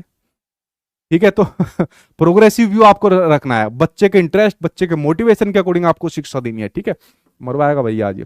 अब देखिए प्रोग्रेसिव से संबंधित क्वेश्चन क्या है? एक प्रगतिशील कक्षा में जो अधिगमकर्ता होते हैं, लर्नर्स होते हैं, उनको किस तरीके से समझा जा सकता है? अब जरा इसके ऊपर नजर डाल लेते हैं, किस तरीके से समझा जा सकता है। ठीक है, नए कपड़े दिखाओ, देख लो भाई इनके, मैं तो पुरानी पहन रहा हूं। ठीक है, ज्ञान के निष्क्रिय ग्रहणकर्ता के रूप में। देखो ज्ञान के निष्क्रिय नहीं सक्रिय होता है। मैंने आपको उससे पहले पॉजिटिव नेगेटिव बताया ना, ये आपका पॉजिटिव या नेगेटिव, तो ये आपका नेगेटिव हो जाएगा। ज्ञान निर्माण में सक्रिय भागीदार के रूप में समझा जाता है। कैसा? नॉलेज जो कंस्ट्रक्ट होती है उसके सक्रिय भागीदार के रूप में समझा जाता है। तो प्रगतिशील शिक्षा में ये आपका सेकंड सही हो जाएगा। केवल व्याख्यान विधि, एक तो केवल नेगेटिव, दूसरा व्याख्यान विधि, ये भी आपका नेगेटिव, ठीक है। अब नेगेटिव नेगेटिव पॉजिटिव मत कर देना, दो नेगेटिव आगे तो ये आपका नेगेटिव। स्वतंत्र रूप से सूचना प्रसंस्करण में असक्षम, असक्षम यानी इनकैपेबल नहीं होता, क्या नहीं होता, इनकैपेबल नहीं होता, कैपेबल होता है, तो आपका ये नेगेटिव। पॉजिटिव आंसर आपका सेकंड था, सेकंड आंसर आपका यहां पर सही हो जाएगा, ठीक है। चलिए बढ़ते अब आपके नेक्स्ट की ओर बढ़ते हैं। अगला आपके सामने क्या दिया हुआ है, अगला आपके सामने दिया हुआ है पॉजिटिव, जो इससे पहले कई बार आपके इसके अंदर आ चुका है, ठीक है। सर बोलिए भाई को सामने है, भाई ये नहीं आएगा सामने, ठीक है। अब इसके ऊपर नजर डालिए, ये परफ्यूम ऐसा लगा के आया, नाक के अंदर जा रहा है सारा। पॉजिटिव आपके सामने दिया हुआ है मीनिंगफुल, यानी कि अर्थपूर्ण। इससे पहले आपके कई पॉजिटिव नेगेटिव टैग वर्ड ऊपर जब मैंने आपको बताए, तो किसकी ऊपर मैंने सबसे महत्वपूर्ण फोकस देने की बात करी, मीनिंगफुल लर्निंग की बात करी, मीनिंगलेस की नहीं बात करी। किसकी बात करी, मीनिंगफुल लर्निंग की बात करी, ठीक है। अब देखिए मीनिंगफुल क्या होता है, पॉजिटिव होता है। अगर आज की वीडियो आप लोग इसको देख लेते हो, समझ लेते हो, तो आप लोग मीनिंगफुल लर्निंग कर रहे हो। आप लोग ये वाला काम नहीं कर रहे, अच्छा एक क्वेश्चन है सीधा उसका आंसर लगा दिया नेक्स्ट, नहीं, समझ कर करो। देखो सारे ऑप्शन हम लोग यहां पर पढ़ रहे हैं, और सारे ऑप्शन से हमारी जो क्या होती है, क्रिएटिविटी बढ़ती है, दिमाग खुलता है, अच्छा ये भी हो सकता है, इसका ये भी हो सकता है, ठीक है। तो कोशिश करिए जितने ऑप्शन आपको दिए जाए उन ऑप्शन को निचोड़ कर करके, क्योंकि सीटेट का पेपर का नेचर ही ऐसा है भाई, आपका जितना क्वेश्चन को समझोगे, जितने इसके ऑप्शन को निकालोगे, उतनी आपकी पकड़ मजबूत होगी, ठीक है। तो यहां पर मीनिंगफुल की बात हो रही है। अधिगम यानी लर्निंग तब अधिक अर्थपूर्ण होता है, तब अधिक मीनिंगफुल होता है, जब कंटेंट यानी विषय वस्तु को डैश के रूप में प्रदान किया जाए। ये मीनिंगफुल आपके लिए कब होगा, जो मैं आपको पढ़ा रहा हूं, जब जो ये आपका कंटेंट है क्या संदर्भ से हटकर डीकंटेक्चुअलाइजेशन की बात हो रही है। ऊपर मैंने बताया डीकंटेक्चुअलाइजेशन आपका नेगेटिव होता है, कंटेक्चुअलाइजेशन आपका पॉजिटिव होता है। संदर्भ से हटकर नहीं पढ़ाएंगे, गैर संदर्भित पढ़ाएंगे आपका, ठीक है। इररिलेवेंट नहीं होगा, रिलेवेंट होना चाहिए। इररिलेवेंट आपका क्या हो जाएगा, नेगेटिव हो जाएगा, रिलेवेंट होना चाहिए, प्रासंगिक होना चाहिए, ठीक है। अगला है कि वेरी एब्स्ट्रैक्ट, बहुत ही मूर्त, तो वेरी नहीं होगा भाई आपका, ठीक है। ये भी आपका नेगेटिव। ये आपका संयोजित यानी कि ऑर्गेनाइज होना चाहिए, जैसे मैंने इसको ऑर्गेनाइज किया। सबसे पहले मैंने आपके लिए पॉजिटिव और नेगेटिव वर्ड लिए हुए, फिर इनको मैं एक्सप्लेन कर रहा हूं, इनसे संबंधित चीजें बता रहा हूं, और फिर उसके बाद क्वेश्चन आंसर आपको कराता जा रहा हूं। तो एक ऑर्गेनाइज वे में मैं आपको क्या काम करा रहा हूं, आपको मीनिंगफुल लर्निंग यहां पर करा रहा हूं। तो आंसर आपका फोर्थ आंसर यहां सही हो जाएगा, ठीक है। चलिए बढ़ते अब आपके नेक्स्ट की ओर बढ़ते हैं, ठीक है। अगला देखिए सामने आपके क्या दिया हुआ है, अगला एक और आपके सामने दिया हुआ है मास्टरी, ठीक है। ये देखो मास्टर की मास्टरी, ठीक है। आप क्या होगा सर मास्टरी क्या, मैं आपको हमेशा एक बात कहता हूं कि जो भी चीज आप लोग करिए उसके अंदर आप लोग मास्टरी करिए। मास्टरी ओरिएंटेड अप्रोच के साथ आपको पढ़ना है, कि मान लीजिए मुझे सीटेट की तैयारी करनी है, मास्टरी करनी है, ताकि सारे सब्जेक्ट को अच्छी तरीके से समझ लूं, सीडीपी को अच्छी तरीके से समझ लूं। मान लीजिए आगे गवर्नमेंट जॉब मिले ना मिले, सचिन सर के कहने पे मैं भी यूट्यूब चैनल खोल लूंगा, मास्टरी कर लूंगा, और मैं भी बच्चों को पढ़ाऊंगा। बहुत बच्चे ऐसे पढ़ा रहे हैं, ठीक है। बहुत मेरे स्टूडेंट आपको यूट्यूब पर मिल जाएंगे, कोचिंग के अंदर मिल जाएंगे, क्यों, क्योंकि उन्होंने मास्टरी कर ली। जितना उनको सीटेट के लिए पता होना चाहिए था, उतनी इनको जानकारी होगी। अगर वो परफॉर्मेंस के लिए पढ़ते, कंपटीशन के लिए पढ़ते, नंबर अच्छे ले आते, लेकिन मास्टरी करने के बावजूद जो उनकी समझ विकसित हुई है ना, वो नहीं हो पाती इतनी, ठीक है। तो आपको मास्टरी हर सब्जेक्ट के अंदर करनी है। अब इसी से जुड़ा क्वेश्चन आपके सामने है कि विद्यार्थियों को किस प्रकार के लक्ष्य निर्धारित करने के लिए मोटिवेट करना चाहिए। जो मैं आपको बता रहा हूं कि जो आपका गोल है, ठीक है, और आपका गोल क्या है, बेसिकली पैसा कमाना, यही तो गोल है ना तो पैसा कमाना, ताकि आपकी जिंदगी अच्छे प्रकार से चल पाए। तो इसके लिए आप लोग जरूरी थोड़ी है गवर्नमेंट जॉब की तरफ जाए। अगर आपके पास कोई स्किल है उसको बढ़ा सकते हो, बट उसके अंदर आपकी मास्टरी होनी चाहिए। अगर आप पढ़ा रहे हो तो पढ़ाने के दौरान आपकी मास्टरी होनी चाहिए, ठीक है। तो क्या ये आपकी मास्टरी ओरिएंटेड अप्रोच होनी चाहिए? जी हाँ, अभी मैं इतनी देर से मास्टरी मास्टरी कर रहा हूं। परफॉर्मेंस ओरिएंटेड आपकी नहीं होनी चाहिए, परफॉर्मेंस के आधार पर नहीं करोगे, वर्क आपकी नहीं जब बदल दे थोड़ी देर को, इतना तेज लगा के आया है, सारा डब्बा डाल दिया इसमें। कंपटीशन की आपकी नहीं होनी चाहिए, आंसर क्या हो जाएगा, फर्स्ट आंसर आपका सही हो जाएगा, ठीक है। चलिए अगले की ओर बढ़ते हैं, अगले पॉजिटिव और नेगेटिव ओर की बढ़ते हैं। और ये 30 क्वेश्चन नहीं है, इससे आगे भी है। 30 का सुनते एकदम भाग जाते हो, ठीक है। ध्यान रखा करो, जो टॉपिक होता है टॉपिक के अंदर 20 भी हो जाते हैं, 25 भी हो जाते हैं, 35 भी हो जाते हैं, तो 30 के बाद भी है, कभी भागो एकदम, ठीक है। अगले देखते हैं पॉजिटिव और नेगेटिव वर्ड। एक होता है आपका open ended question. Open ended question वो क्वेश्चन होता है जिनका समाधान एक से ज्यादा होता है, ठीक है। यानी कि आपके ये ओपन एंडेड क्वेश्चन होता है। जैसे अगर मैं आपसे पूछ लूं कि शादी के क्या फायदे होते हैं, तो आप लोग शादी के फायदे बता दोगे, कुछ नुकसान भी बता देंगे शादी के, तो ओपन एंडेड क्वेश्चन हो गया। अगर मैंने आपसे कहा कि प्रत्येक व्यक्ति को अब क्या ओपन एंडेड क्वेश्चन आपको दो, ठीक है, तो यह कह सकते हो कि आपके पढ़ाने वाले टीचर का नाम क्या है जो भी आपको पढ़ा रहा है? आप कहोगे सचिन, ठीक है। और एग्जाम्पल मेरे दिमाग में नहीं आया कुछ भी, ठीक है, शादी से जुड़ा हुआ उल्टे सीधे एग्जाम्पल है। तो ये आपका क्लोज एंडेड क्वेश्चन है जिसका एक ही आपका समाधान यहां पर होगा, ठीक है।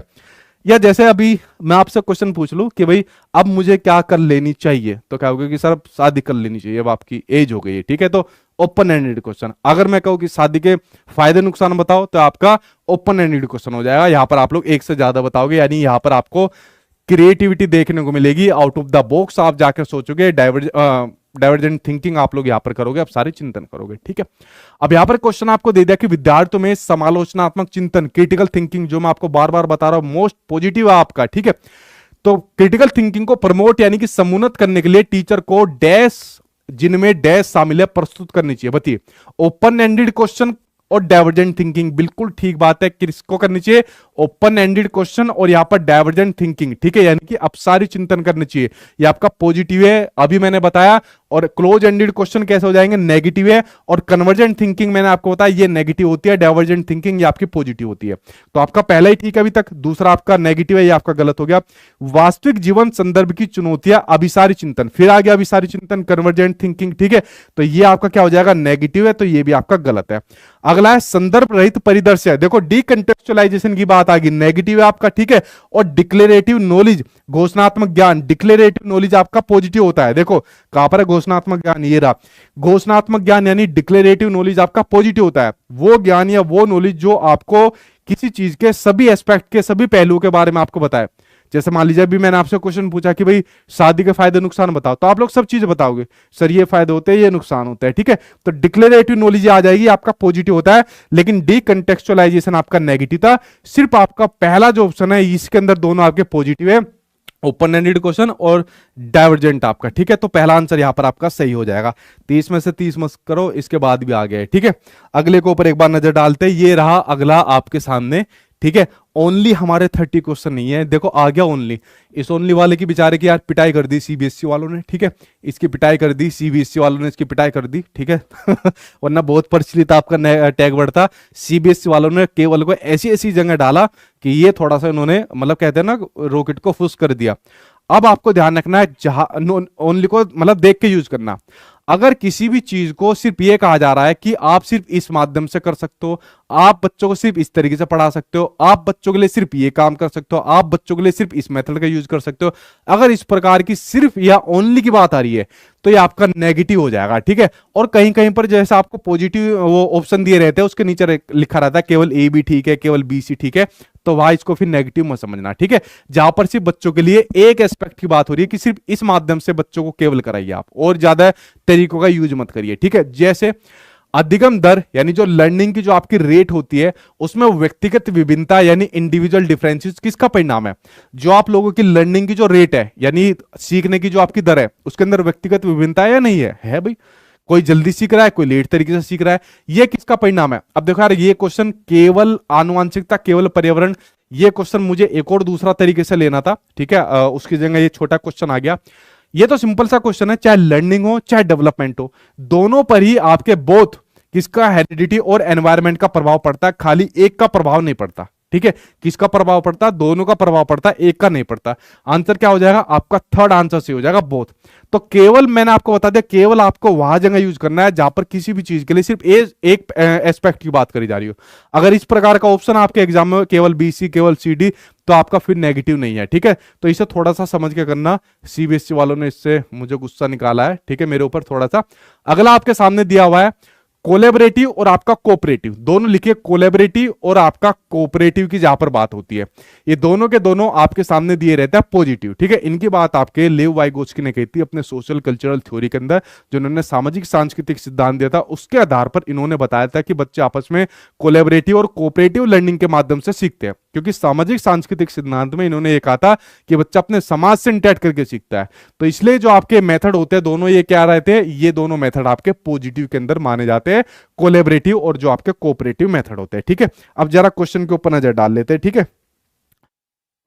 ठीक है सर जी, अब रहने दीजिए। अरे बस 2-3 क्वेश्चन बचे हैं फिर क्लास खत्म हो जाएगी। आप लोग टूट जाते हो यार। देखो वो बेचारा शादी में नहीं जा पा रहा, मैं इतनी देर से खड़ा होकर पढ़ा रहा हूँ, ठीक है, आप लोग तो लेट कर पढ़ रहे हो, ठीक है, तो आप लोग क्यों थक जाते हो। देखिए क्वेश्चन को, एक सांस्कृतिक विविधता वाले स्कूल में चौथी कक्षा के विद्यार्थी राज्य दिवस पर बिहू नृत्य प्रस्तुत करते हैं। बिहू का आकर डांस आपका असम का डांस है, कहां पर, असम का डांस है, ठीक है। तो वे यह क्या यह क्षेत्रीय पक्षपात घटाने में मददगार होगा कि भाई मान लीजिए क्लास 4th के बच्चे हैं, राष्ट्रीय दिवस पर उन्होंने एक डांस यहां पर बना दिया आपका बिहू, ठीक है, असम में जो डांस होता है, तो क्षेत्रीय पक्षपात घटाने पर होगा। मान लीजिए ये डांस बना दिया हरियाणा के अंदर, हरियाणा वालों ने कहा अरे जी एडे केडे कुछ भी ना होगा, यहाँ पर सिर्फ हम अपने वाला करेंगे, ठीक है। पंजाब के अंदर कर दिया, पंजाब वाला कहेंगे तो उस चीज को यहाँ ना करो, हमारा सिर्फ हमारा वाला चलेगा। असम के अंदर मान लीजिए लोडी कर दिया, तो असम वाले कहेंगे नहीं भाई ये यहाँ पर मत मनाओ, यहाँ पर सिर्फ हमारा चलेगा। तो इस प्रकार का जो मान लीजिए अगर पक्षपात किया जा रहा है तो इसको घटाएगा या इसको बढ़ाएगा, वो आप लोग बताइए। पहला, हमेशा ध्यान रखना ये जो पक्षपात है इसको घटाने का काम करेगा, ठीक है। मैं यहां पर एज ए गुड टीचर की बात कर रहा हूं, बेकार वाले टीचर की बात नहीं कर रहा, ठीक है। अरे बिहू के अंदर हमारा नृत्य थोड़ी है, ये तो नॉर्थ ईस्ट वालों का, हमें इनसे क्या मतलब। अरे भाई नॉर्थ ईस्ट वाले भी अपने ही है, ठीक है, पूरा देश अपना है, चाहे किसी भी स्टेट का हो, किसी भी कल्चर से हो, किसी भी रिलीजन का हो, किसी भी कास्ट का हो, सब अपने हैं। तो अगर इस प्रकार का एक प्रोग्राम ऑर्गेनाइज होता है स्कूल के अंदर, तो टीचर की जिम्मेदारी बनती है कि इस प्रकार के इवेंट के अंदर सभी बच्चों का पार्टिसिपेशन करें और सभी बच्चे एक दूसरे के कल्चर से, एक दूसरे की विविधताओं के बारे में जान सके, समझ सके। तो इस प्रकार का मान लीजिए पक्षपात हो रहा है, तो पक्षपात को घटाने में बिल्कुल मदद करेगा ये। तो क्या हो जाएगा, हाँ हाँ, नहीं नहीं हो, ठीक है। अब हाँ मैं क्या कह रहा है, हाँ दूसरे जातीय क्षेत्रीय समूह के लोगों से संबंध और सहयोग द्वारा, बिल्कुल ठीक बात है। मान लीजिए हरियाणा पंजाब वाले कहे कोई बात नहीं कर लो भाई, असम का कर लो, फिर हम अपने वाला करेंगे, तुम हमारे वाले में शामिल हो जाना, कितनी बढ़िया बात है। हाँ, अंतरवैयक्तिक समझ और दृष्टिकोण की समझ बढ़ाने में, बिल्कुल ठीक बात है। इंटरपर्सनल इंटेलिजेंस बढ़ाने के लिए, ठीक है, बिल्कुल ठीक बात है। आपस में समझ बढ़ाएंगे, एक दूसरे के विचारों को, फीलिंग्स को जानेंगे, ठीक है, जिसके बारे में इंटरपर्सनल इंटेलिजेंस के बारे में हार्वर्ड गार्डनर बात करते हैं। तो ये दोनों ठीक हो जाएंगे, पहला। दूसरा, अब देखो ओनली ओनली इसलिए मैंने कहा ओनली को समझ कर यूज करना कि सर यहां भी ओनली आ रहा है, यहां भी ओनली आ रहा है, ये ऑप्शन के अंदर आ रहा है, या किसी किसी क्वेश्चन के अंदर भी आपका आता है, तो देख के यूज करना। 70% आपका नेगेटिव होता है, 30% ओनली पॉजिटिव होता है, ठीक है। तो ये आपका क्या हो जाएगा, पहला और दूसरा, पहला और दूसरा हो जाएगा। थर्ड आंसर यहां पर आपका सही हो जाएगा। आप लोग किसके साथ जा रहे हो, आप लोग थर्ड के साथ जा रहे हो, ठीक है। ठीक है भाई, चलिए अगले के ऊपर नजर डाल लेते हैं। अगला आपके सामने क्या दिया हुआ है, अगला आपके सामने दिया हुआ है फील्ड ट्रिप, यानी कि क्षेत्र भ्रमण। खासकर जिन लोगों के पास आपका सोशल साइंस और साइंस है, ओ सॉरी सोशल साइंस और आपका ईवीएस है, उसके लिए बड़ा महत्वपूर्ण माना जाता है फील्ड ट्रिप, यानी क्षेत्र भ्रमण। आपने देखा होगा बहुत से स्कूल वाले क्या काम करते हैं, चाहे गवर्नमेंट वाले हो चाहे प्राइवेट वाले हो, किसी खास इवेंट पर ले जाते हैं बच्चों को घुमाने के लिए। हालांकि वो फील्ड ट्रिप के अंदर काउंट नहीं होता, वो एज ए मतलब बच्चों को घुमाने के लिए लेकर जाते हैं। फील्ड ट्रिप आपका सबसे इफेक्टिव होता है जब टीचर एक प्लानिंग करे कि यार हमें बच्चों को प्लांट्स के बारे में बताना है, पेड़ पौधे के बारे में बताना है, जानवरों के बारे में बताना है, चलो किसी जू के अंदर लेकर इनको चलते हैं, वहां पर बच्चा प्रत्यक्ष रूप से उसको देखेगा। तो टीचर ने सबसे पहले प्लानिंग करी, और प्लानिंग करने के बाद बच्चा प्रत्यक्ष रूप से उन चीज को देख रहा है, और वहां पर टीचर की जिम्मेदारी बनती है फिर उन सभी को अपने नोट डाउन के अंदर लिखता रहे, यानी कि खुद जानवर दिखा रहा है और खुद भी देख रहा है, मजे कर रहा है, वरना क्षेत्र भ्रमण इफेक्टिव नहीं माना जाएगा। क्षेत्र भ्रमण सबसे आपकी इफेक्टिव मेथड माना जाता है ईवीएस के अंदर, सोशल साइंस के अंदर भी इसका बड़ा महत्वपूर्ण यूज होता है। तो आपको समझना है ईवीएस के और सोशल साइंस में क्षेत्र भ्रमण को महत्वपूर्ण मानना है। क्वेश्चन यहां पर दिया हुआ है कि सीना दृष्टिबाधित है तथा ईवीएस की कक्षाओं में बहुत रुचि लेती है, देखने के बावजूद भी, मतलब उसको दिखता नहीं है, इसके बावजूद भी वो ईवीएस की क्लासरूम में इंटरेस्ट लेती है। आप पहाड़ी क्षेत्रों में विद्यार्थियों को क्षेत्र भ्रमण यानी कि फील्ड ट्रिप के लिए ले जा रहे हो तथा सीना इस फील्ड ट्रिप पर जाना चाहती है, ठीक है। तो आप क्या काम करोगे, आप सीना देख नहीं सकते आंखों से, लेकिन आप उसको ले जाना चाहते हो, और सबसे इफेक्टिव तरीका भी है बच्चों को सिखाने का। अब क्या होगा सर, यहां पर फील्ड ट्रिप में तो सीना प्रत्यक्ष अनुभव ले नहीं पाएगी, देख नहीं पाएगी। अरे देख नहीं पाएगी लेकिन अपने अनुभव तो ले सकती है ना, ठीक है। अगर वो देख नहीं पाएगी तो सुन तो पाएगी ना, जानवर की आवाज तो सुन पाएगी ना, अलग अलग प्रकार के अपने दोस्त यारों की मदद ले पाएगी। ऐसे में उसको फ्रेंड काम आता है, टीचर उसका काम आता है। तो यहां पर आप क्या काम करोगे, एज ए टीचर आपकी क्या जिम्मेदारी है, उसके पेरेंट्स से कहेगी उसे मना करे, क्योंकि पहाड़ी क्षेत्र में उसके लिए जोखिम हो सकता है जीने।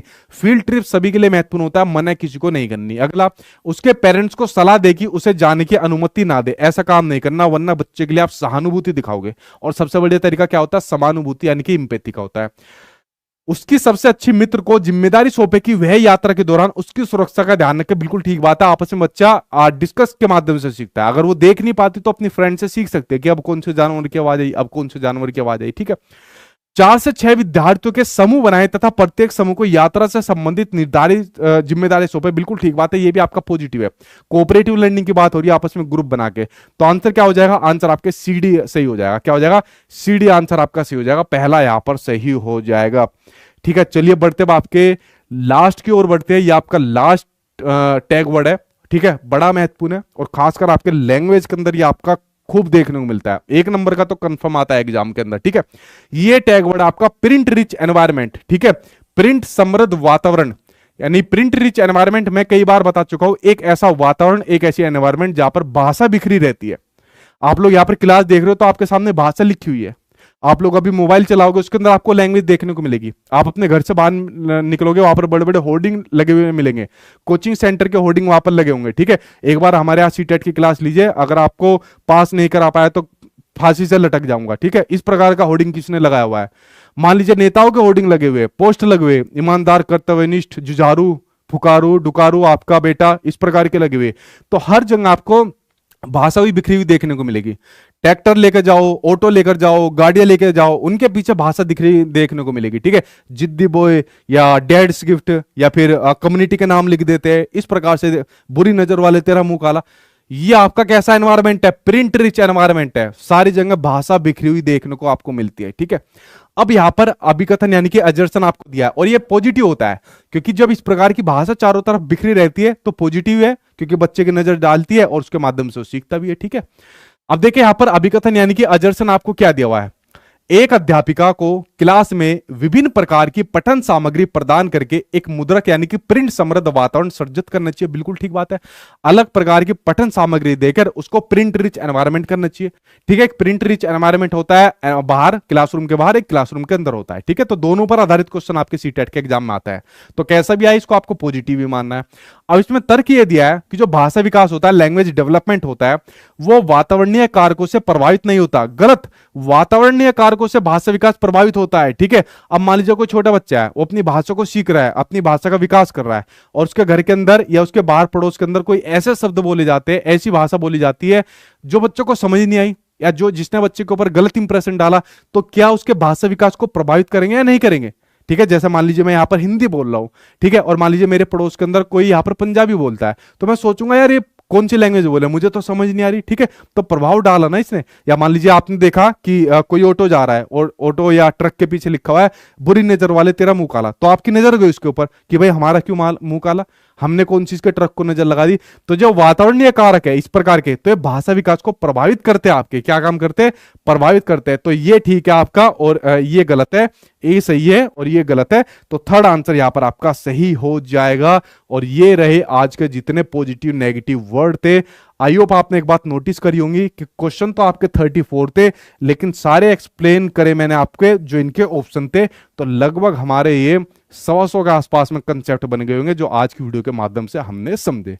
अब ईमानदारी से आप लोग अपना स्कोर बताइए, आपका कितना स्कोर हुआ है। वीडियो को आप लोग लाइक और अपने दोस्त यारों के पास अपने ग्रुप के अंदर शेयर कर दिया करो, ताकि उनको भी ये फायदा मिल जाए। और जितने भी आपके सब्जेक्ट की पेडागोजी है उन सभी के अंदर ये आपको हेल्प करेंगे। ठीक है, और चैनल को सब्सक्राइब कर लेना, ताकि डेली जो 8 PM क्लास चलती है यूट्यूब पर वो आपको मिल जाए। अगर आपको सारा कंटेंट चाहिए, एनसीईआरटी प्रीवियस ईयर के क्वेश्चन, मॉक टेस्ट, सभी टीचर्स आपको पढ़ाते हुए, तो सचिन एकेडमी ऑफिशियल एप्लीकेशन पर आपको देखने को मिल जाएगी। यहां से आपका कोर्स सभी सब्जेक्ट का आपका कंप्लीट हो जाएगा। ठीक है, अब देखता हूं आपका कितना स्कोर हुआ है, और पूछे कोई आपका सवाल है तो और मेरा गला भी थोड़ा थोड़ा बैठ गया है। ठीक है, जल्दी से पूछे आप लोग। ठीक है, वेरी गुड। प्रज्ञा के 28 है, 34 में से प्रज्ञा शर्मा। अरिंदम समानता 34 में से 25 है, ठीक है भाई। मोहम्मद मुनीम रजा के 34 में से 31 है, वेरी गुड, ठीक स्कोर है। Dilip Kumar 29, very good. सुजीत कुमार 25 है, बढ़ाओ भाई थोड़ा सुजीत कुमार, ठीक है। एकता सिंह, ठीक है भाई, thank you. Doctor RP Singh के 34 में से 31, वेरी गुड भाई। प्रदीप ठाकुर है 31 में से 30। प्रदीप पूरे अटेम्प्ट करो भाई, 3 क्वेश्चन आपने छोड़ दिए, ठीक है। नीरज कुमार के 30 में से 34 है, अरे गधे उल्टा उल्टा लिख रहे हो ठीक है। शैलेश के भी 30 में से 34 है, उल्टा उल्टा मत लिखा करो, 34 में से बताया करो, लिखते भी गलत हो, ठीक है। और क्लास आपको कैसी लगी ये भी आप लोग बता दिया करिए कमेंट करके, अपने दोस्त यार के पास शेयर करके जल्दी, ठीक है। जल्दी कमेंट पढ़ रहा हो, फिर इसको शादी के लिए भी जाना है भाई, ठीक है। हाँ ठीक है भाई। सर बोर्ड PDF ये सब ये भाई आपको उसमें मिलते हैं नोट्स के अंदर मेरे वाले में, ठीक है। सर आज तो आप अलग ही लग रहे हैं। हाँ मुझे पता है, मेरे नाई ने भाई बहुत बेकार कटिंग कर दी। ठीक है सर, एप्लीकेशन में सिलेबस कैसे मिलेगा? एप्लीकेशन में सिलेबस नहीं, एप्लीकेशन में कोर्स मिलता है भाई आपका सचिन एकेडमी ऑफिशियल पर जाकर। ठीक है सर, साइंस का पेडागोजी करवा दीजिए। ठीक है चंदन कुमार, कराता हूँ। साइंस की क्लास जो सैटरडे संडे होती है, मैंने बताया टेक्निकल की तरफ से, उनकी तरफ से डिलीट हो गई वो। ठीक है, यानी चलती क्लास ही कट गई, पता नहीं उनका जो स्टाफ था उसकी वजह से कुछ प्रॉब्लम हुई। ठीक है, तो अगले सैटरडे संडे आपको मिलेगी सोशल साइंस के साथ में। बाकी देखो सब्जेक्ट को कंप्लीट इसका, या तो आप एनसीईआरटी पढ़िए 6, 7, 8 और साथ में previous year question social science और साइंस के लिए, या फिर आप कोर्स ले सकते हो, इनके माध्यम से होगा। लेकिन वो प्रैक्टिस सेट भी आपके लिए महत्वपूर्ण है। ठीक है, क्लास बहुत अच्छी है सर जी, आपकी मज़ा आ जाता है पढ़ने में। ठीक है भाई इसरत परवीन। ठीक है, क्रांति झा के इनके भी 30 में से 34 है। अरे 34 में से 30 बताया करो। ठीक है, राहुल जी के नंबर है 31। ठीक है राहुल जी। ठीक है, अविनेश कुमार के good night sir, good night sir. ठीक है, ठीक है भाई। सर मेरा क्वेश्चन नहीं बता, क्या क्वेश्चन था उज्ज्वल तिवारी? बहुत स्पीड से आते हैं, आप लोगों को पता है कि कितने लाइव में आप संख्या होते हो। ठीक है सर, आज मस्त लग रहे हैं आप। चलो कल मिलते हैं 8 बजे किसी और दूसरी क्लास में, किसी और दूसरे टॉपिक में। तब तक आप इसकी प्रैक्टिस करिए, इस पर आधारित आप लोग प्रीवियस ईयर के क्वेश्चन लगाइए और देखिए पेडागोजी आपकी कितनी अच्छी हो गई होगी, कितनी स्ट्रॉन्ग हो गई होगी, अगर आपने आज ये पूरी वीडियो समझी होगी तो। ठीक है चलिए भाई, मैं भी खाना पीना खाता हूँ, गला थोड़ा बैठ गया है। मिलता हूँ आप लोगों से कल 8 बजे किसी और दूसरी क्लास में। Thank you.